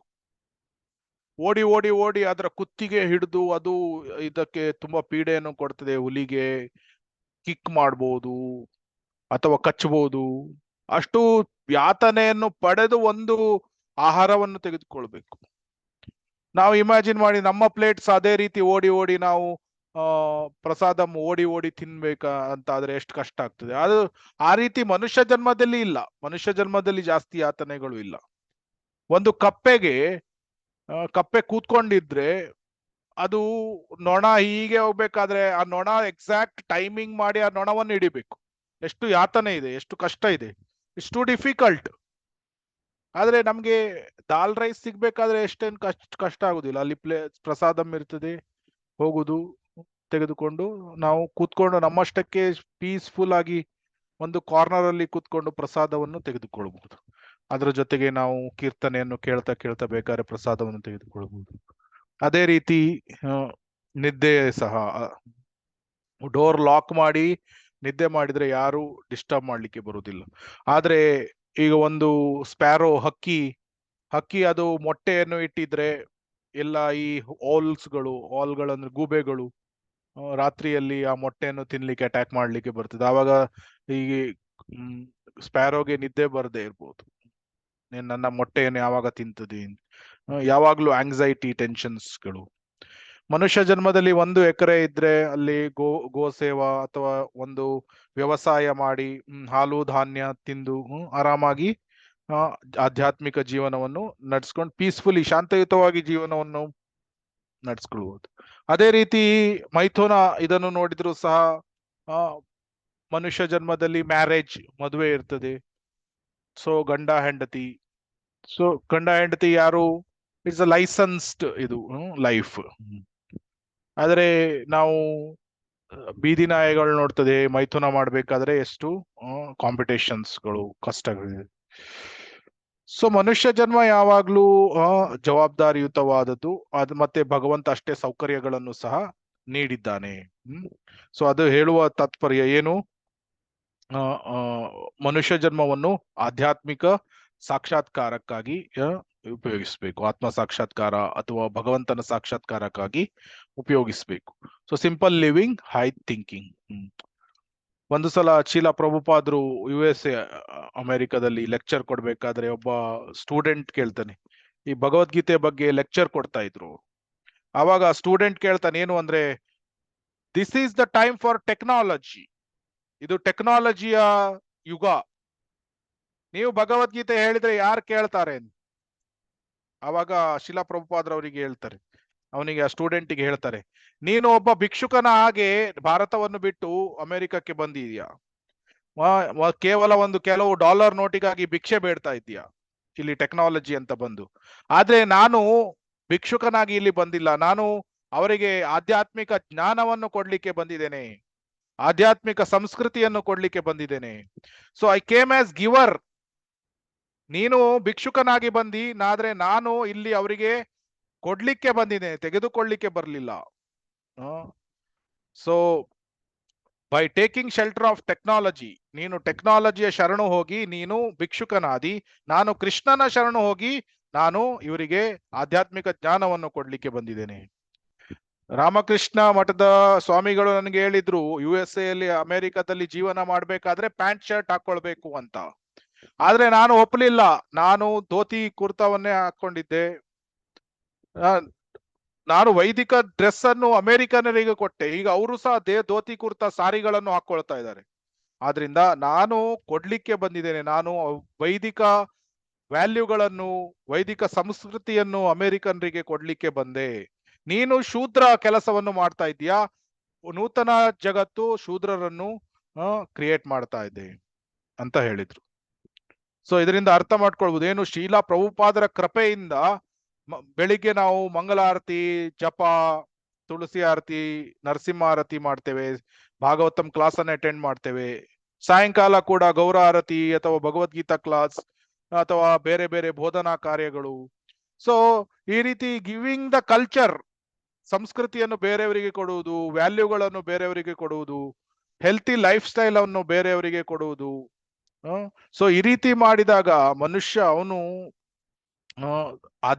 ಆತ್ಮ ಸಾಕ್ಷಾತ್ಕಾರವನ್ನು ಎರಡು ವಿಷಯಗಳಿದೆ. ಏನು ಅಂದ್ರೆ, ಆತ್ಮ ಸಾಕ್ಷಾತ್ಕಾರ ಮಾಡುವುದು ಒಂದು ಮಾರ್ಗ, ಇನ್ನೊಂದು ಭೋಗವೃತ್ತಿ ಅಥವಾ ಇಂದ್ರಿಯ ತೃಪ್ತಿಗಳನ್ನು ಮಾಡುವುದು. ಆತ್ಮ ಸಾಕ್ಷಾತ್ಕಾರವನ್ನು ಮಾಡಿದ್ರೆ ಒಬ್ನು ಸ್ಯಾಟಿಸ್ಫೈಡ್ ಆಗಿ ಶಾಂತಯುತದಿಂದ ಜೀವನವನ್ನು ನಡೆಸಬಹುದು. ಅದು ಮಾಡ್ಲಿಲ್ಲ ಅಂದ್ರೆ ಪ್ರಾಣಿಗಳ ಜೀವನಕ್ಕೆ ಹೋಗ್ತಾನೆ, ಅಲ್ಲಿ ದುಃಖವೇ ದುಃಖ ಇದೆ.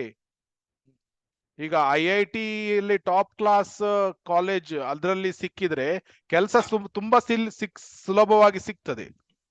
ಆದ್ರೆ ಒಬ್ನು ಪುವರ್ ಕಾಲೇಜ್ ಅದರಲ್ಲಿ ಪೇಮೆಂಟ್ ಸೀಟ್ ತೆಗೆದುಕೊಂಡು ಕಷ್ಟಪಟ್ಟು ಇದ್ ಮಾಡಿದ್ರೆ ಅವನಿಗೆ ಕೆಲಸ ಸಿಗ್ಲಿಕ್ಕೆ ಕೆಲವೊಮ್ಮೆ ಸಿಗದೇ ಇರಬಹುದು. ಅದರಿಂದ ಆತ್ಮ ಸಾಕ್ಷಾತ್ಕಾರ ಮಾಡ್ಬೇಕಾದ್ರೆ ಲೈಫ್ ತುಂಬಾ ಸ್ಮೂತ್ ಆಗಿ ನಡ್ಕೊಂಡು ಹೋಗ್ತದೆ. ಆದ್ರೆ ಇಂದ್ರಿಯ ತೃಪ್ತಿ ಮಾಡಿ ಮತ್ತೆ ಆನಿಮಲ್ ಲೈಫಿಗೆ ಬಿದ್ದು ಬಿಟ್ರೆ ಎಷ್ಟು ಕಷ್ಟ ಇದೆ, ಸ್ಟ್ರಗಲ್ ಫಾರ್ ಎಕ್ಸಿಸ್ಟೆನ್ಸ್ ಅಂತ ಅವರಿಗೆ ಇನ್ನೂ ಗೊತ್ತಿಲ್ಲ. ಸೊ ಆದ್ರಿಂದ ಮನುಷ್ಯ ಜನ್ಮದಲ್ಲಿ ನಾವು ಇಂದ್ರಿಯಗಳನ್ನು ನಿಯಂತ್ರಣದಲ್ಲಿ ಇಟ್ಕೊಳ್ಬೇಕು, ಮನಸ್ಸನ್ನು ನಿಯಂತ್ರಣದಲ್ಲಿ ಇಟ್ಕೊಳ್ಬೇಕು, ಆತ್ಮ ಸಾಕ್ಷಾತ್ಕಾರಕ್ಕಾಗಿ ಹರಿನಾಮ ಜಪವನ್ನು ಮಾಡಬೇಕು. ಇಲ್ಲದಿದ್ರೆ ಇಂದ್ರಿಯ ಭೋಗವನ್ನು ಮಾಡಿ ಒಬ್ಬನು ತುಂಬಾ ಈ ಮನುಷ್ಯ ಜನ್ಮವನ್ನು ವ್ಯರ್ಥ ಮಾಡ್ಕೊಳ್ತಾನೆ. ಆದ್ರಿಂದ ಸತತಂ ಕೀರ್ತಯಂತೋಮ, ಯಾವಾಗಲೂ ಹರೇ ಕೃಷ್ಣ ಕೃಷ್ಣ ಕೃಷ್ಣ ಹರೇ ಹರೇ, ಹರೇ ರಾಮ ರಾಮ ರಾಮ ಹರೇ ಹರೇ, ಎಷ್ಟಾಗ್ತದೆ ಅಷ್ಟು ನಿರಂತರವಾಗಿ ಜಪವನ್ನು ಮಾಡಬೇಕು. ಸೊ ನೆಕ್ಸ್ಟ್ 2 ಓದಿ ಪ್ಯಾರಾಗ್ರಾಫ್ ದಯವಿಟ್ಟು. ಹರೇ ಕೃಷ್ಣ ಪ್ರಭುಜಿ, ಓದ್ಲ ಪ್ರಭುಜಿ. ಹರೇ ಕೃಷ್ಣ ಓದಿ ಮತ್ತೆ. ಆತ್ಮ ಸಾಕ್ಷಾತ್ಕಾರದ ಹಾದಿಯಲ್ಲಿ ಹೋಗಿ ಪ್ರಾಮಾಣಿಕವಾಗಿ ಪ್ರಯತ್ನ ಪಟ್ಟರೂ ಗುರಿ ತಲುಪದೇ ಹೋದರೆ ಅಂತಹವನಿಗೆ ಶುಚಿ ಅಥವಾ ಶ್ರೀಮತ್ ಎಂಬ ಕುಟುಂಬದಲ್ಲಿ ಅವಕಾಶ ಸಿಕ್ಕುತ್ತದೆ ಎಂದು ಭಗವದ್ಗೀತೆಯಲ್ಲಿ 6.41-43 ಹೇಳಿದೆ. ಶುಚಿ ಎಂಬ ಪದವು ಶ್ರೋತೀಯ ಬ್ರಾಹ್ಮಣನನ್ನು, ಶ್ರೀಮತ್ ಎಂಬುದು ವೈಶ್ಯ ವರ್ತಕನನ್ನು ಸೂಚಿಸುತ್ತದೆ.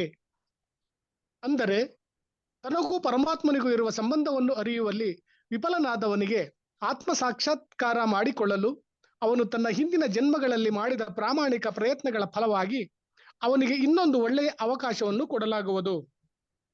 ಒಬ್ಬ ಪತಿತನಿಗೆ ಗೌರವಸ್ಥ ಮತ್ತು ಶ್ರೇಷ್ಠ ಕುಟುಂಬದಲ್ಲಿ ಹುಟ್ಟುವ ಅವಕಾಶ ದೊರೆತರೆ ಯಶಸ್ಸು ಸಾಧಿಸಿದವನ ಸ್ಥಾನವನ್ನು ಊಹಿಸಿಕೊಳ್ಳಲು ಸಾಧ್ಯವಿಲ್ಲ. ಭಗವಂತನ ಸಾಕ್ಷಾತ್ಕಾರ ಮಾಡಿಕೊಳ್ಳಲು ಪ್ರಯತ್ನಿಸಿದರೆ ಸಾಕು. ಒಬ್ಬನು ಶ್ರೀಮಂತ ಕುಟುಂಬದಲ್ಲಿ ಹುಟ್ಟುವುದು ಖಚಿತ. ಆದರೆ ಅದಕ್ಕೆ ಕಿಂಚಿತ್ತು ಪ್ರಯತ್ನ ಪಡೆದವನು ಭ್ರಮೆ ಅಥವಾ ಮಾಯೆಯಲ್ಲಿರ ಬಯಸುವವನು, ಅತಿಯಾದ ಭೋಗಲೋಲುಪತಿಯಲ್ಲಿದ್ದು ಐಹಿಕ ಸುಖ ಭೋಗಗಳಿಗೆ ಅಂಟಿದವನು ನರಕದ ಅಂಧತಮ ಪ್ರದೇಶಗಳಿಗೆ ಹೋಗಬೇಕಾಗುತ್ತದೆಂದು ವೇದಶಾಸ್ತ್ರಗಳಲ್ಲೆಲ್ಲ ಹೇಳಿದೆ. ಅಂತ ಸುಖಾಪೇಕ್ಷೆಯ ಅಸುರರು ಕೆಲವು ವೇಳೆ ಧರ್ಮದ ಸೋಗು ಹಾಕುತ್ತಾರೆ. ಆದರೆ ಅವರ ಪರಮ ಗುರಿ ಐಹಿಕ ಸಂಪತ್ತು. ಅಂಥ ಜನರನ್ನು ಭಗವದ್ಗೀತೆಯು ಖಂಡಿಸುತ್ತದೆ. 16.17-18 ಏಕೆಂದರೆ ಅವರು ವಂಚನೆಯಿಂದ ದೊಡ್ಡವರೆಂದು ಪರಿಗಣಿಸಲ್ಪಟ್ಟಿದ್ದಾರೆ. ಅಮಾಯಕ ಜನರ ಓಟುಗಳಿಂದಲೂ ತಮ್ಮದೇ ಆದ ಐಹಿಕ ಸಂಪತ್ತಿನಿಂದಲೂ ಅವರು ದೊಡ್ಡವರಾಗಿದ್ದಾರೆ. ಆತ್ಮ ಸಾಕ್ಷಾತ್ಕಾರವಿಲ್ಲದ ಮತ್ತು ಈಶವ್ಯಾಸದ ಭಗವಂತನ ಜ್ಞಾನವಿಲ್ಲದ ಅವರು ಅಂಧ ತಮ ಲೋಕಗಳಿಗೆ ಹೋಗುವುದು ಖಚಿತ. ಹರೇ ಕೃಷ್ಣ ಪ್ರಭುಜಿ. 4 ಲೈನ್ ಐತೆ, ಓದ್ಲಾ? ಓದಿಬಿಡಿ. ಸಾರಾಂಶ ಇಷ್ಟೇ. ಮಾನವ ಜೀವಿಗಳಾದ ನಾವು ಬದುಕಿರುವುದು ನಮ್ಮ ಆರ್ಥಿಕ ಸಮಸ್ಯೆಗಳನ್ನು ತೂರಾಡುವ ಆಧಾರಗಳನ್ನು ಅವಲಂಬಿಸಿ ಪರಿಹರಿಸುವುದಕ್ಕಲ್ಲ. ಪ್ರಕೃತಿ ನಿಯಮಗಳಿಂದಾಗಿ ಈ ಐಹಿಕ ಜೀವನಕ್ಕೆ ಬಂದಿದ್ದರಿಂದುಂಟಾದ ಎಲ್ಲಾ ಸಮಸ್ಯೆಗಳಿಗೆ ಪರಿಹಾರ ದೊರಕಿಸಿಕೊಳ್ಳಲು. ಹರೇ ಕೃಷ್ಣ ಪ್ರಭುಜಿ. ಹರೇ ಕೃಷ್ಣ. ಸೊ ಇಲ್ಲಿ ಸ್ಲೈಡ್ ಸ್ವಲ್ಪ ನೋಡೋಣ. ಇದರಲ್ಲಿ 3 ಕ್ಯಾಟಗರಿ, 3 ಇದು ಕ್ಯಾಟಗರಿ ಇದೆ. ಏನು, ಒಂದು ಕ್ಯಾಟಗರಿಯಲ್ಲಿ ನಾವು ಭಕ್ತಿ ಸೇವೆಯನ್ನು ಅಭ್ಯಾಸ ಮಾಡಿ ಪ್ರಾಕ್ಟೀಸಿಂಗ್ ಕೃಷ್ಣ ಕಾನ್ಶಿಯಸ್ನೆಸ್, ಇದನ್ನು ಗಂಭೀರತೆಯಿಂದ ಅಭ್ಯಾಸ ಮಾಡಿ ನಾವು ಶುದ್ಧ ಭಕ್ತರಾಗುವುದು. ಶುದ್ಧ ಭಕ್ತರಾದಾಗ ಜೀವನದ ಕೊನೆಯಲ್ಲಿ ಮರಳಿ ಭಗವದ್ಧಾಮಕ್ಕೆ ಹೋಗುವುದು. ಇದನ್ನ ಇಲ್ಲಿ ಸಕ್ಸೆಸ್ಫುಲ್ ಸಕ್ಸೆಸ್ ಸಿಕ್ಕಿದ್ರೆ, ನಾವು ಭಕ್ತಿ ಸೇವೆಯಲ್ಲಿ ಸಕ್ಸೆಸ್ ಸಿಕ್ಕಿದಾಗ ಮರಳಿ ಭಗವದ್ಧಾಮಕ್ಕೆ ಹೋಗ್ತೇವೆ. ಇದು ಒಂದು ಕ್ಯಾಟಗರಿ.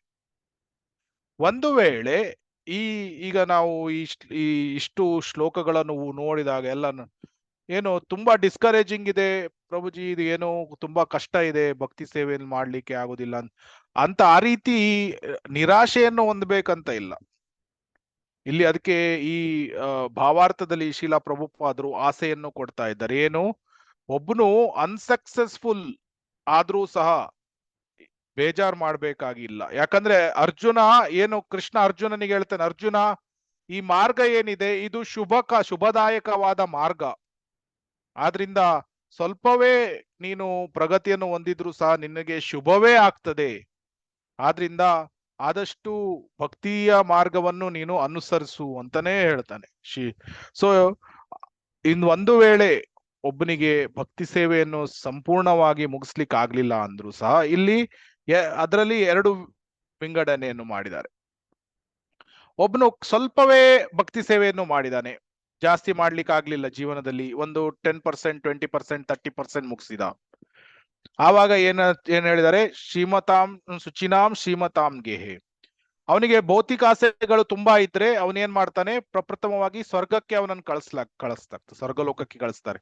ಅಲ್ಲಿ ಅವನ ಭೌತಿಕ ಆಸೆಗಳನ್ನು ಮುಗಿಸಿ ಅದಾದ ನಂತರ ಏನಾಗ್ತಾನೆ, ಅವನು ಬ್ರಾಹ್ಮಣ ಕುಟುಂಬ ಅಥವಾ ಶ್ರೀಮಂತರ ಕುಟುಂಬದಲ್ಲಿ ಜೀವನ ಮಾಡ್ತಾನೆ.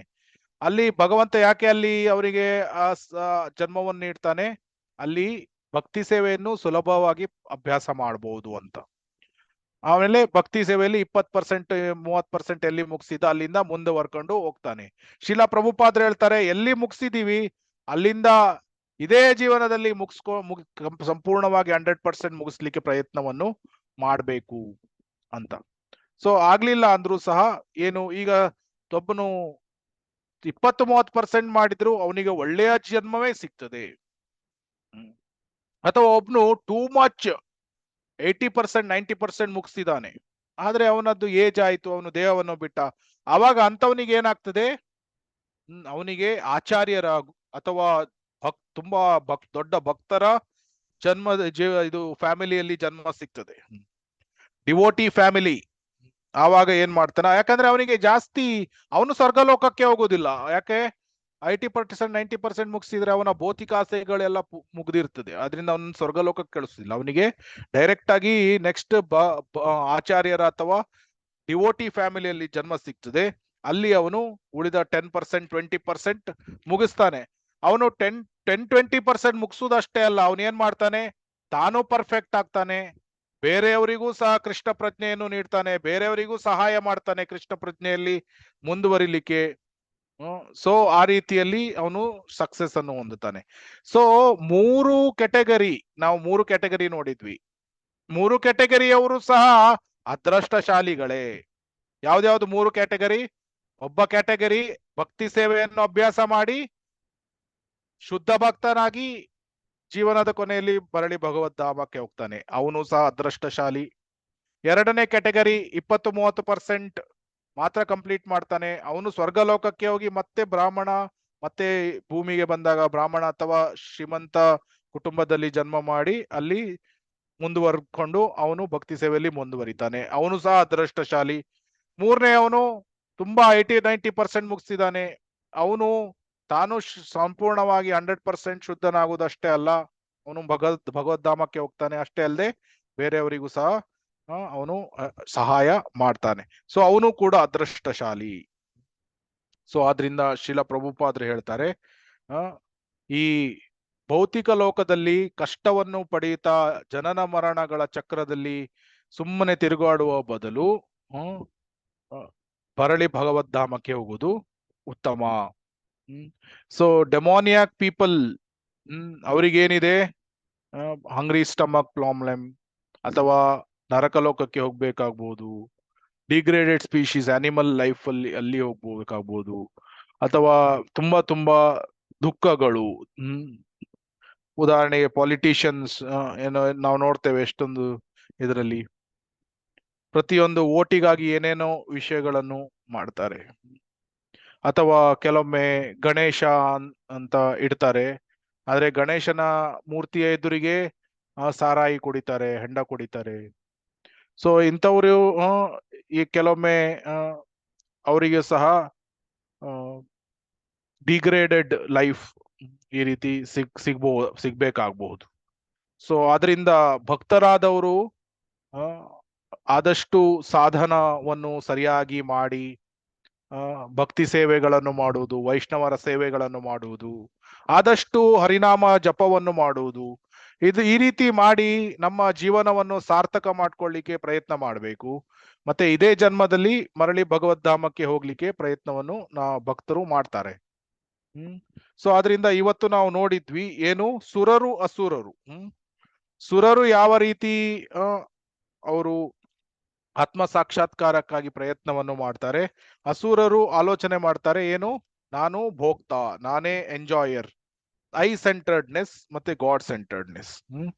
ಸೊ ಅದರಿಂದ ನಾವು ಪ್ರಹ್ಲಾದ್ ಮಹಾರಾಜರು ಹೇಗೆ ಮನುಷ್ಯ ಜನ್ಮ ವಿರಳವಾಗಿದೆ ಅದನ್ನು ನಾವು ಸರಿಯಾಗಿ ಉಪಯೋಗ ಮಾಡ್ಕೊಳ್ಬೇಕು, ಮಿಸ್ಯೂಸ್ ಮಾಡ್ಕೊಳ್ಬಾರ್ದು. ಮದ್ಯಪಾನ ಅಥವಾ ರಾಜಸಿಕ ತಾಮಸಿಕ ಆಕ್ಟಿವಿಟೀಸ್ ಗಳಲ್ಲಿ ತೊಡಗಬಾರ್ದು. ಮತ್ತೆ ಅಂತೆನಾರ ಏಣ ಸ್ಮೃತಿ, ಅದನ್ನು ಸಹ ನಾವು ನೋಡಿದ್ವಿ. ಸೊ ಇಲ್ಲಿಗೆ 3 ಶ್ಲೋಕಗಳು ಮುಗಿತಾ ಇದೆ. ಹರೇ ಕೃಷ್ಣ ಕೃಷ್ಣ ಕೃಷ್ಣ ಹರೇ ಹರೇ, ಹರೇ ರಾಮ ರಾಮ ರಾಮ ಹರೇ ಹರೇ. ಯಾರಿಗಾದ್ರೂ ಏನಾದ್ರು ಪ್ರಶ್ನೆಗಳು, ಕಮೆಂಟ್, ಸಜೆಷನ್ಸ್ ಇದ್ರೆ ಹೇಳ್ಬೋದು. ಹರೇ ಕೃಷ್ಣ.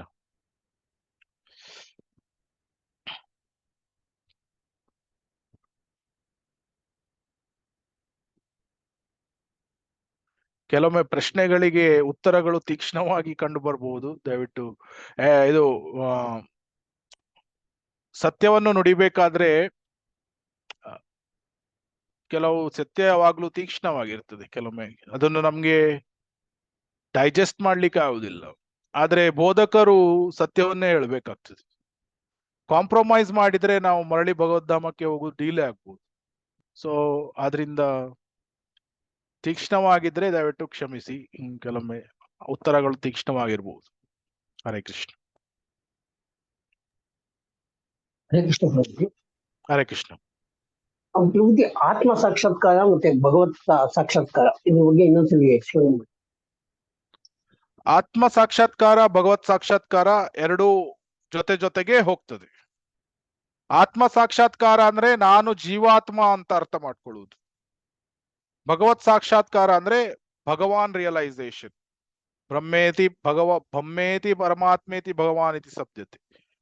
ಆದ್ರೆ ಇದು ಎರಡು ಜೊತೆಗೆ ಹೋಗ್ತದೆ. ನಾನು ಭಗವಂತನ ಸಾಕ್ಷಾತ್ಕಾರ ಮಾಡ್ಕೊಳ್ತೇನೆ, ನಾನು ಜೀವಾತ್ಮ, ನನ್ನ ಮತ್ತೆ ಭಗವಂತನ ನಡುವೆ ಇರುವ ಸಂಬಂಧ ಏನು ಅದನ್ನು ಅರ್ಥ ಮಾಡ್ಕೊಳ್ತೇನೆ. ಇದು ಅದರಿಂದ ಆತ್ಮ ಸಾಕ್ಷಾತ್ಕಾರ ಭಗವಂತನ ಸಾಕ್ಷಾತ್ಕಾರ ಜೊತೆಗೆ ಹೋಗ್ತದೆ. ಆದ್ರೆ ಆತ್ಮ ಸಾಕ್ಷಾತ್ಕಾರ ಅಂದ್ರೆ ನಾನು ಜೀವಾತ್ಮ, ಭಗವಂತನ ನಿತ್ಯ ಶಾಶ್ವತವಾದ ಸೇವಕ, ದಾಸ ಅಂತ ಅರ್ಥ ಮಾಡ್ಕೊಳ್ಳುವುದು ಆತ್ಮ ಸಾಕ್ಷಾತ್ಕಾರ. ಭಗವಂತ ಕೃಷ್ಣ, ಅವನಿಗೆ 3 ಫೀಚರ್ಸ್ ಗಳಿದೆ. ಬ್ರಹ್ಮನ್, ಪರಮಾತ್ಮ, ಭಗವಾನ್. ಈಶ್ವರ ಪರಮ ಕೃಷ್ಣ ಸಚ್ಚಿದಾನಂದ ವಿಗ್ರಹ, ಅನಾದಿರಾದಿರು ಗೋವಿಂದ ಸರ್ವಕಾರಣ ಕಾರಣಂ. ಅವನ ನಾಮ, ರೂಪ, ಗುಣ, ಲೀಲೆ ಇದರ ಬಗ್ಗೆ ಸಾಕ್ಷಾತ್ಕಾರಗಳನ್ನು ಮಾಡುವುದು ಇದು ಭಗವಂತನ ಸಾಕ್ಷಾತ್ಕಾರ. ಸೊ ಆತ್ಮ ಸಾಕ್ಷಾತ್ಕಾರ ಭಗವಂತನ ಸಾಕ್ಷಾತ್ಕಾರ ಜೊತೆಗೆ ಹೋಗ್ತದೆ. ಹರೇ ಕೃಷ್ಣ. ಅರ್ಥ ಆಯ್ತಾ Prabhuji? I hope I answered. Hare Krishna Prabhu. Hare Krishna. Prabhu, ಇದು ಆತ್ಮ ಸಾಕ್ಷಾತ್ಕಾರದ ಹಾದಿಯಲ್ಲಿ ಹೋಗಿ ಪ್ರಾಮಾಣಿಕವಾಗಿ ಪ್ರಯತ್ನ ಪಟ್ಟರು ಗುರಿ ತಲುಪದೆ ಹೋದರೆ ಅಂಥವನಿಗೆ ಶುಚಿ ಅಥವಾ ಶ್ರೀಮಂತರ ಕುಟುಂಬದಲ್ಲಿ ಅವಕಾಶ ಸಿಗುತ್ತೆ, ಮತ್ತೆ ವೈಶ್ಯ ವರ್ತಕನನ್ನು ಸೂಚಿಸುತ್ತದೆ ಅಂತ ಹೇಳಿದ್ದಾರೆ. ಅಂದ್ರೆ ನಾವೇನ್ ಇನ್ನು ದೀಕ್ಷೆ ಏನ್ ತೆಗೆದುಕೊಂಡಿಲ್ಲ. ದೀಕ್ಷೆ ತಗೊಳ್ಬೇಕಂತಂದ್ರೆ ತಗೊಂಡಿರೋರು ಗುರು ಪರಂಪರೆಗೆ ಕನೆಕ್ಟ್ ಆಗ್ತಾರೆ ಅಂತ ಹೇಳ್ತಾರೆ. ಇದು ನಮ್ಮಂತವ್ರಿಗೆ ಇನ್ನು ಪ್ರಾಕ್ಟೀಸ್ ಮಾಡ್ತಾ ಇದೀವಿ, ಇನ್ನು ಕಲಿತಾ ಇದೀವಿ ಅಂತವ್ರಿಗೆ ಇದು ಅನ್ವಯ ಆಗತ್ತಾ? ನಾವು ಶುದ್ಧೀಕರಣ ಆಗ್ಬೇಕಾದ್ರೆ ಹರಿನಾಮ ಎಲ್ಲರ ಮೇಲೆ ಆಕ್ಟ್ ಆಗ್ತದೆ. ಸೊ ಅದಕ್ಕೆ ಅದು ದೀಕ್ಷೆಯ ಮೊದಲು ಕೂಡ ಇದು ಶುದ್ಧೀಕರಣ ಆಗ್ತಾ ಇರ್ತದೆ. ಸೊ ಹರಿನಾಮ ಏನಿದೆ ಅದು ನಾವು ಯಾವಾಗ್ಲೂ ಒಫೆನ್ಸ್ಲೆಸ್ಲಿ ಮಾಡಿದ್ರೆ ದೀಕ್ಷೆ ಮೊದಲು ಕೂಡ ಅದು ನಮ್ಮನ್ಗೆ ಶುದ್ಧೀಕರಣ ಮಾಡ್ತಾ ಇರ್ತದೆ. ಇದು ಬೇಸಿಕಲಿ ನಾವು ಶುದ್ಧರಾಗ್ತಾ ಹೋಗುದು. ಈಗ 0 ಅಂದ್ರೆ ನಾವು ತುಂಬಾ ಮಲಿನವನ್ನು ಹೊಂದಿದಾಗ 0 ಅಂತ ಇಟ್ಕೊಂಡ್ರೆ, ಶುದ್ಧರಾಗ್ತಾ ಬಂದಾಗೆ 20% ಅಭಿವೃದ್ಧಿಯನ್ನು ಹೊಂದ್ತೇವೆ, ಆಮೇಲೆ 25, 30 ಈ ರೀತಿ ಹೋಗ್ತಾ ಇರ್ತೇವೆ. ಸೊ ನಮಗೆ ಕೆಲವೊಮ್ಮೆ ದೀಕ್ಷೆ 20% ಸಿಗ್ಬೋದು, ಅಥವಾ ಕೆಲವೊಮ್ಮೆ ದೀಕ್ಷೆ 50% ಶುದ್ಧರಾತ್ಮಗಳು ಸಿಗ್ಬೋದು. ಆದ್ರೆ ಅದು ಎಷ್ಟು ಶುದ್ಧರಾಗಿ ಇರ್ತೇವೆ ಅದರ ಪ್ರಕಾರ ನಮಗೆ ಮುಂದಿನ ಜನ್ಮ ಸಿಗ್ತದೆ. ಸೊ ಭೌತಿಕ ಆಸೆಗಳು ತುಂಬಾ ಇದ್ರೆ ಒಬ್ಬನು ಸ್ವರ್ಗಲೋಕಕ್ಕೆ ಹೋಗ್ತಾನೆ, ಆಮೇಲೆ ಶುಚಿನಾಂ ಶ್ರೀಮತಾಂ ಗೇಹೆ. ಆದ್ರೆ ಒಬ್ನು ಅವನಿಗೆ ಭೌತಿಕ ಆಸೆಗಳು ಜಾಸ್ತಿ ಇಲ್ವೇ ಇಲ್ಲ. ಅದು ಯಾವಾಗ ಆಗ್ತದೆ? ಭೌತಿಕ ಆಸೆಗಳು ಜಾಸ್ತಿ ಇಲ್ಲದೆ ಇರುವುದು, ಅವನು ಆಧ್ಯಾತ್ಮಿಕ ಜೀವನದಲ್ಲಿ ತುಂಬಾ ಮುಂದುವರೆದಿದ್ರೆ ಅವನಿಗೆ ಭೌತಿಕ ಆಸೆಗಳು ಇರುವುದಿಲ್ಲ. ಸೊ ಅದು 70, 80, 90% ಮುಗಿಸಿದಾಗ ಅವನಿಗೆ ಜಾಸ್ತಿ ಭೌತಿಕ ಆಸೆಗಳು ಇರುವುದಿಲ್ಲ.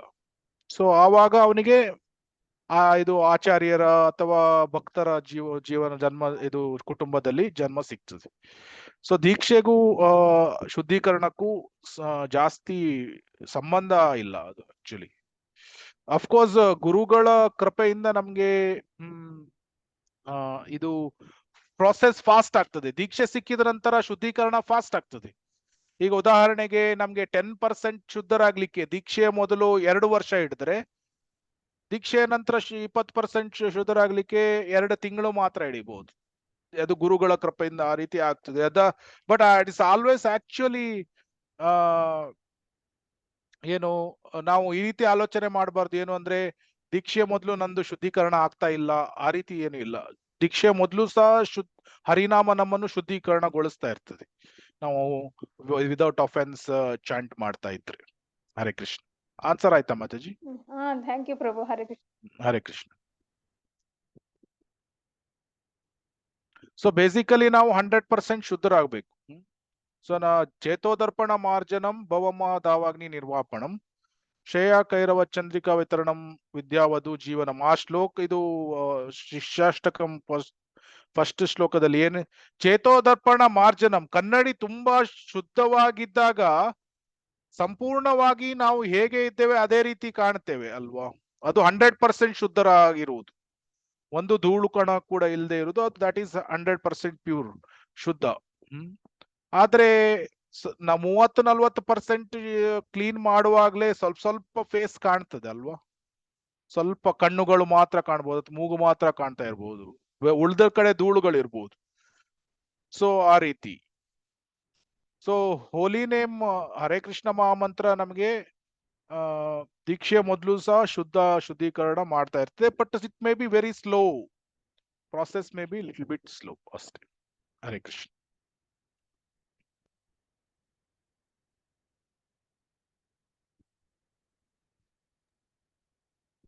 ಹರೇ ಕೃಷ್ಣ ಪ್ರಭುಜಿ, ಹರೇ ಕೃಷ್ಣ. ಕೇಳ್ಬೋದಾ? ಹೇಳಿ ಪ್ರಭುಜಿ. ಪ್ರಭುಜಿ, ಈಗ ಒಬ್ಬ ವ್ಯಕ್ತಿಗೆ ಭಗವತ್ ಸಾಕ್ಷಾತ್ಕಾರ ಆಗಿದೆ ಅಂದ್ರೆ ದರ್ಶನ ಸಿಕ್ಕಿದೆ ಅಂತ. ದರ್ಶನ ಸಿಗುದು ಅಫ್ಕೋರ್ಸ್ ಭಾವ ಸ್ಟೇಜ್ ಅಲ್ಲಿ ಒಬ್ನಿಗೆ ಹೃದಯದಲ್ಲಿ ದರ್ಶನ ಸಿಗುತ್ತೆ. ಪ್ರೇಮ ಸ್ಟೇಜ್ ಅಲ್ಲಿ ಅವನಿಗೆ ಎದುರಿಗೆ ದರ್ಶನ ಅಂದ್ರೆ ವಿಷನ್ ಕಾಣ್ತದೆ. ವಿಷನ್ ಅಂದ್ರೆ ಏನು? ವಿಗ್ರಹವನ್ನು ನೋಡ್ಬೇಕಾದ್ರೆ ರಾಧಾಕೃಷ್ಣ ಅವರು ಅಲ್ಲಿ ಸಿ ಆಸ್ ರಾಧಾಕೃಷ್ಣ ಓನ್ಲಿ. ಆಮೇಲೆ ಹರೇ ಕೃಷ್ಣ ಮಹಾಮಂತ್ರ ಜಪ ಮಾಡ್ಬೇಕಾದ್ರೆ ಅವನಿಗೆ ನಾಮ ರೂಪ ಗುಣ ಲೀಲೆಗಳು ಎಲ್ಲ ವ್ಯಕ್ತವಾಗ್ಬೋದು, ರಿವೀಲ್ ಆಗ್ಬೋದು. ಸೊ ಆ ರೀತಿ. ಸೊ ಭಾವ ಪ್ರೇಮ ಸ್ಟೇಜ್ ಅಲ್ಲಿ ಇದೆಲ್ಲ ಆಗ್ತದೆ. ದರ್ಶನ ಸಿಗುವುದಂದ್ರೆ ನಿಜವಾದ ಭಗವಂತನ ದರ್ಶನ ಅಂದ್ರೆ ಫೇಸ್ ಟು ಫೇಸ್. ಅದು ಆಕ್ಚುಲಿ ನನಗೂ ಅಷ್ಟೊಂದು ಕರೆಕ್ಟ್ ಆಗಿ ಎಕ್ಸಾಕ್ಟ್ ಆಗಿ ಹೇಳಲಿಕ್ಕೆ ಆಗುದಿಲ್ಲ ಏನು. ಬಟ್ ಸಿದ್ಧ ದೇಹ ಸಿಕ್ಕಿದಾಗ of course that is the when, ಯಾವಾಗ ನಮ್ಗೆ ಭಗವಂತನ ದರ್ಶನ ನಾವು ನೋಡಿದಾಗ ಫೇಸ್ ಟು ಫೇಸ್ ನೋಡುವುದು. ಅದು ಆಕ್ಚುಲಿ 5th ಕ್ಯಾಂಟೋದಲ್ಲಿ ಧ್ರುವ ಮಹಾರಾಜನಿಗೆ ದರ್ಶನ ಸಿಕ್ಕಿತ್ತು. ಸೊ ಪರ್ಫೆಕ್ಷನ್ ಪ್ರೇಮ ಸ್ಟೇಜ್ ಅಲ್ಲಿ ಆಗ್ತದೆ. ಅದೇ ಎಷ್ಟು ಕ್ವಾಲಿಫೈಡ್ ಆಗಿರ್ಬೇಕು ಅವನು? ಅದೇ ಪ್ರೇಮ ಸ್ಟೇಜಿಗೆ ಬರಬೇಕು. ಸೊ ಭಾವ ಸ್ಟೇಜ್ ಅಲ್ಲಿ ಹೃದಯದಲ್ಲಿ ಕಾಣಿಸ್ತಾನೆ ಕೃಷ್ಣ, ಹೃದಯದಲ್ಲಿ ನೋಡ್ಬೋದು. ಪ್ರೇಮ ಸ್ಟೇಜ್ ಅಲ್ಲಿ ನೋಡ್ಬೋದು ಹೊರಗಡೆ. ಸೊ ಪ್ರೇಮ ಸ್ಟೇಜಿಗೆ ಬರಬೇಕು. ಆನ್ಸರ್ ಆಯ್ತಾ ಪ್ರಭುಜಿ? ಆನ್ಸರ್ ಆಯ್ತು ಪ್ರಭುಜಿ. ಅದು ಅಂದ್ರೆ ಈ ಜನ್ಮಗಳಲ್ಲಿ ಸಾಧ್ಯ ಇಲ್ಲ. ಆಗತ್ತೆ ಸಾಧ್ಯ ಆಗತ್ತೆ. ನಮ್ಗೆ ಬೇಕು ಅಂದ್ರೆ ಸಾಧ್ಯ ಆಗುತ್ತೆ. ಅಪರಾಧಗಳಿಂದ ಮುಕ್ತವಾಗಿ ನಾಮಗಳನ್ನು ಮಾಡ್ಬೇಕು. ಅಜಾಮಿಲನಿಗೆ ಎಷ್ಟು ವರ್ಷ ಸಾಕಬೇಕಾಯ್ತು ಅವನಿಗೆ? ಒಂದು ಲೈಫ್. ಧ್ರುವ ಮಹಾರಾಜನಿಗೆ ಎಷ್ಟು ಸಮಯ ಆಯ್ತು? 6 ತಿಂಗಳು. 6 ತಿಂಗಳು. ಅಜಾಮಿಲನಿಗೆ ಎಷ್ಟು ವರ್ಷ? 12 ವರ್ಷ. ಅಜಾಮಿಲ ಯಾವ ಕಾರ್ಯಗಳನ್ನು ಮಾಡ್ತಾ ಇದ್ದ? ನಾವು ಅದು ಕಾರ್ಯಗಳನ್ನು ಮಾಡ್ತಾ ಇದ್ದೇವಾ? Simple activities. ಸೊ ಅಜಾಮಿಲ ಯಾವ ಕಾರ್ಯಗಳನ್ನು ಮಾಡ್ತಾ ಇದ್ದ? ಅವನಿಗೆ 12 ವರ್ಷಗಳಲ್ಲಿ ಅವನು ಹರಿದ್ವಾರಕ್ಕೆ ಹೋಗಿ, ಇದು ಅವನಿಗೆ 2ನೇ ಸೆಕೆಂಡ್ ಲೈಫ್ ಸಿಕ್ಕಿದಾಗ, ಸೆಕೆಂಡ್ ಚಾನ್ಸ್ ಯಮದೂತರು. ಅದರ ನಂತರ 12 ವರ್ಷಗಳಲ್ಲಿ ಅವನಿಗೆ ವೈಕುಂಠ ವಿಮಾನ ಬಂತಲ್ವಾ? 12 ವರ್ಷ ಮಾತ್ರ. ಸೊ ನಮ್ಗೆ ಎಷ್ಟು ವರ್ಷ ಬೇಕು? ಖಟ್ವಾಂಗ ಮಹಾರಾಜನಿಗೆ ಒಂದು ಮುಹೂರ್ತ ಅಂದ್ರೆ 40 ಎಷ್ಟು ಮಿನಿಟ್ ಅಷ್ಟರೊಳಗೆ. Small time, very small time. So ನಮ್ಗೆ ಎಷ್ಟು ಸಮಯ ಬೇಕು ನಮ್ಮ ಮೇಲೆ ಇದೆ. ನಮಗೆ ಅದು ಮಹಾತ್ಮ ಪ್ರಭು ಏನು, ಶಿಲಾ ಪ್ರಭುಪಾದರ ಶಿಷ್ಯರು ಮಹಾತ್ಮ ಪ್ರಭುಗಳು ಏನ್ ಹೇಳ್ತಾ ಇದ್ರು, ಕೃಷ್ಣನನ್ನು ಮತ್ತೆ ನಮ್ಮನ್ನು ಸಪರೇಟ್ ಮಾಡೋದು ಕೇವಲ ನಮ್ಮ ಆಸೆ ಮಾತ್ರ ಅಂತ. ನಮ್ಗೆ ಆಸೆ ಇದೆ ಭಗವಂತ ಬೇಕೇ ಬೇಕು ಅಂತ, ಖಂಡಿತ ಭಗವಂತ ಆದಷ್ಟು ಬೇಗ ಸಿಗ್ತಾನೆ. ಇದೇ ಜನ್ಮ ಯಾಕೆ ಅದೇ ಶಿಲಾ ಪ್ರಭುಪಾದರು ಹೇಳಿದ್ರು, ಒಬ್ಬನು 12 ವರ್ಷಗಳ ಕಾಲ ಪ್ರಾಸೆಸ್ ಅನ್ನು ಮಂಗಳಾರತಿಯಿಂದ ಹಿಡಿದು ಸಂಜೆ ತನಕ ಎಕ್ಸಾಕ್ಟ್ ಆಗಿ ಫಾಲೋ ಮಾಡಿದ್ರೆ 12 ವರ್ಷಗಳಲ್ಲಿ ಪರಿಪೂರ್ಣತೆಯನ್ನು ಪಡಿಬಹುದು. ಅಥವಾ ನಾವು ಹೆಚ್ಚು ಒಂದು 50 ವರ್ಷ ಶ್ರೀಲ ಪ್ರಭುಪಾದ್ರು ಹೇಳ್ತಾರೆ 50 ವರ್ಷಗಳಲ್ಲಿ ಮೋರ್ ದ್ಯಾನ್ ಇನಫ್ ಅಂತ ಹೇಳ್ತಾರೆ. 50 ವರ್ಷ ಹರೇ ಕೃಷ್ಣ ಮಹಾಮಂತ್ರ. ಯಾಕಂದ್ರೆ ಇದು ಆ ತ್ರೇತಾಯುಗದಲ್ಲಿ ಸಾವಿರಾರು ವರ್ಷಗಳು ಮಾಡಿದಂತ ತಪಸ್ಸಿನ ಫಲ ನಮಗೆ ಕಡಿಮೆ ಕೆಲವು ತಿಂಗಳಲ್ಲೇ ಸಿಕ್ಕಿ ಬಿಡ್ತದೆ ಇಲ್ಲಿ ಹರೇ ಕೃಷ್ಣ ಮಹಾಮಂತ್ರ ಜಪ ಮಾಡಿ ಅಥವಾ ಈ ಭಕ್ತಿ ಸೇವೆಯನ್ನು ಮಾಡೋದ್ರಿಂದ. ಸೊ ಅದರಿಂದ ನಮ್ಗೆ ಆಲೋಚನೆ ಮಾಡಿದ್ ಸರಿಯಾಗಿ ಹೆಚ್ಚು ಕಡಿಮೆ 12 ವರ್ಷ 20 ವರ್ಷದಲ್ಲಿ ತುಂಬಾ ಪ್ರಗತಿಯನ್ನು ಹೊಂದಬಹುದು. ಈ ಜನ್ಮ ತಪ್ಪಿದ್ರೂ ಸಹ ಇನ್ನು ಒಂದು ಜನ್ಮ ನೆಕ್ಸ್ಟ್ ಜನ್ಮದಲ್ಲೂ ಸಹ ವಿದಿನ್ 1 or 2 ಲೈಫ್ ಹೋಗಿ ಬಿಡಬಹುದು. ಈ ಜನ್ಮದಲ್ಲೇ ಹೋಗಿ ಬಿಡಬಹುದು. It is definitely possible. But ತಪ್ಪಿದ್ರೂ ಸಹ ಇನ್ನೊಂದು ಜನ್ಮ ಅಂತ ಇಟ್ಕೊಂಡ್ರು ಸಹ it is not a very big ಇದು. ಯಾಕಂದ್ರೆ ಇದು ನಮ್ಗೆ ಸಿಗ್ತಾ ಇರೋದು ವೃಂದಾವನದ ಭಾವ ಏನಿದೆ ತುಂಬಾ ಟಾಪ್ ಮೋಸ್ಟ್. ಉದ್ದವ ಏನು ನಾನು ವೃಂದಾವನದಲ್ಲಿ ಹುಲ್ಲಿನ ಇದು ಹುಲ್ಲಾಗ್ತೇನೆ ಅಂತ ಗುಲ್ಮಲತಾ.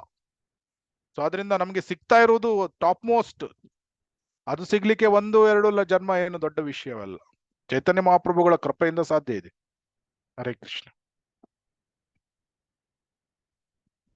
ನಮ್ಮ ಸೈಡಿಂದ ಫುಲ್ ಪ್ರಯತ್ನ ಮಾಡುದು, ಆಮೇಲೆ ಭಗವಂತ ನಮ್ಗೆ ಎಲ್ಲಿ ಕಳಿಸ್ತಾನೆ ನಾವು ಅಲ್ಲಿ ಹೋಗುದು.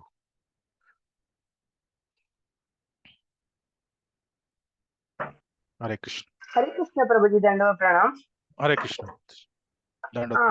ಪ್ರಭುಜಿ, ಇವಾಗ ನಾವು ದೇವರನ್ನು ನೋಡುದಂದ್ರೆ ಈಗ ನಮಗೆ ರೂಪ ಕಾಣಿಸ್ತಾ ಇರ್ಬೋದು, ಬೇರೆ ಇರ್ಬೋದು. ನೀವು ಹೇಳಿದಾಗೆ ಆತ್ಮದಲ್ಲಿ ನಮ್ಮ ಪ್ರೇಮ ಅಂತ ಇರುತ್ತೆ. ಅಥವಾ ನಾವೊಂದು ಕೆಲಸ ಮಾಡುವಾಗ್ಲೂ ಅಥವಾ ನಾವೊಂದು ತೊಂದರೆ ಬಂದಾಗ್ಲೂ ನಾವು ಕೃಷ್ಣನನ್ನ ಆರಾಧಿಸ್ಕೊಂಡು ನೆನಪಿಸ್ಕೊಂಡು ನಾವೊಂದು ಕಾರ್ಯ ಮಾಡ್ತೀವಿ. ಆ ಕಾರ್ಯ ಯಶಸ್ಸಾಗುತ್ತೆ ಅಥವಾ ಹೋದಲ್ಲಿ ಸಿಗುತ್ತೆ. ಆಗ ನಾವು ಅದು ದೇವ್ರನ್ನ ನೋಡಿದೆ ಅಂತ ಅನ್ಕೋಬಹುದಾ? ದೇವರನ್ನು ನೋಡುದ್ರಲ್ಲಿ ಬೇರೆ ಬೇರೆ ಸ್ತರಗಳು ಇದೆ.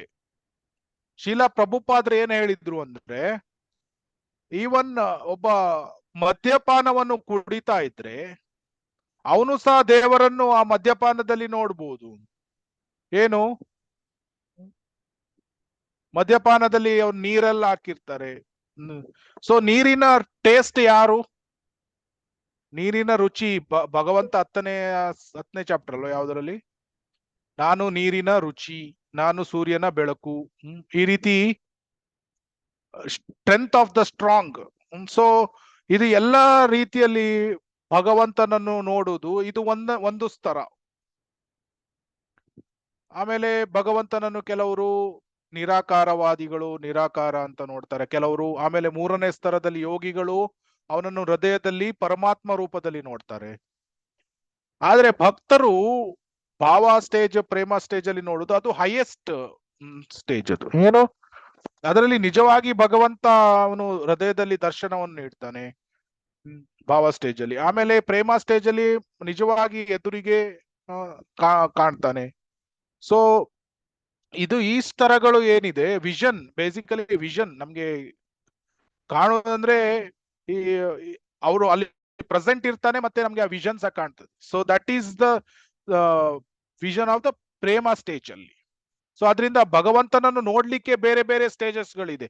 ಈಗ ಕೆಲವು ಉದಾಹರಣೆಗೆ ನೀವು ಹೇಳಿದಾಗೆ ಯಾವುದೋ ಒಂದು ಕೆಲಸಕ್ಕೆ ಭಗವಂತ ಸಹಾಯ ಮಾಡ್ತಾನೆ, ಆವಾಗ ನಾವು ನೋಡುದು ಭಗವಂತನ ಕೈ ಇಲ್ಲಿದೆ, ಭಗವಂತ ನನಗೆ ಸಹಾಯ ಮಾಡಿದ್ದಾನೆ, ಅದೆಲ್ಲ ನೋಡುದು ಸಹ ಒಂದು ಸ್ತರ. ಆದ್ರೆ ಭಾವ ಸ್ಟೇಜ್ ಅಲ್ಲಿ ಪ್ರೇಮ ಸ್ಟೇಜ್ ಅಲ್ಲಿ ವಿಗ್ರಹ ನೋಡಿದಾಗ ಭಗವಂತನನ್ನು ನೋಡುದು, ಇದೆಲ್ಲ ಹೈಯರ್ ಸ್ಟೇಜಸ್. ಸೊ ಬೇರೆ ಬೇರೆ ಸ್ಥಳಗಳಲ್ಲಿ ಭಗವಂತನನ್ನು ನೋಡ್ಬೋದು. ಸೊ ನಮ್ಗೆ ಆಸಕ್ತಿ ಸ್ಟೇಜ್ ಆದ್ಮೇಲೆ ಲೀಲೆಗಳು ಕಾಣಿಸ್ತದೆ. ಲೀಲೆಗಳು ಅಥವಾ ಮೊದಲು ರೂಪ ಭಗವಂತನ ರೂಪ, ಆಮೇಲೆ ಭಗವಂತನ ಗುಣಗಳು, ಆಮೇಲೆ ಭಗವಂತನ ಲೀಲೆಗಳು, ಇದೆಲ್ಲ ಕಾಣಿಸುದು. ಇದೆಲ್ಲ ಹೈಯರ್ ಸ್ಟೇಜಸ್ ಅಲ್ಲಿ ಕಾಣಿಸ್ತದೆ. ಹರೇ ಕೃಷ್ಣ. ಆನ್ಸರ್ ಆಯ್ತಾ ಮಾತಾಜಿ? ಹಾ ಪ್ರಭುಜಿ, ಹರೇ ಕೃಷ್ಣ. ದಂಡವ ಪ್ರಣಾಮ ಪ್ರಭುಜಿ. ಹರೇ ಕೃಷ್ಣ. ಚೆನ್ನಾಗಿತ್ತು ಪ್ರಭುಜಿ ಪ್ರವಚನ. ನಾನು ಯಾವಾಗ್ಲೂ ನೋಡೋದೇ ಇಲ್ಲ, ಒಂದು ಇವತ್ತಿನ ನೋಡ್ದೆ ಹಾಕಿದೆ. ಹರೇ ಕೃಷ್ಣ ಪ್ರಭುಜಿ. ಹರೇ ಕೃಷ್ಣ. ಬೇರೆ ಏನಾದ್ರೂ ಪ್ರಶ್ನೆಗಳು ಇದೆಯೋ? ಪ್ರಭುಜಿ ಮಂತ್ರ 2 ಮತ್ತೆ 1 ಯೂಟ್ಯೂಬ್ ಲಿಂಕ್ ಹಾಕಿದೀರಾ ಪ್ರಭುಜಿ? ಮೋಸ್ಟ್ಲಿ 1ರದ್ದು ಕಳಿಸಿದ್ದೆ ಅನ್ಸುತ್ತಲ್ವಾ, 2ನೇದು ಇನ್ನೂ ಹಾಕಿಲ್ಲ ಅನ್ಸುತ್ತೆ. ಫಸ್ಟ್ 1 ಕಳಿಸಿರ್ಬೇಕು. ಅದು ಮಿಸ್ ಆಯ್ತು ಪ್ರಭು, ಸ್ವಲ್ಪ ಹಾಕಿ.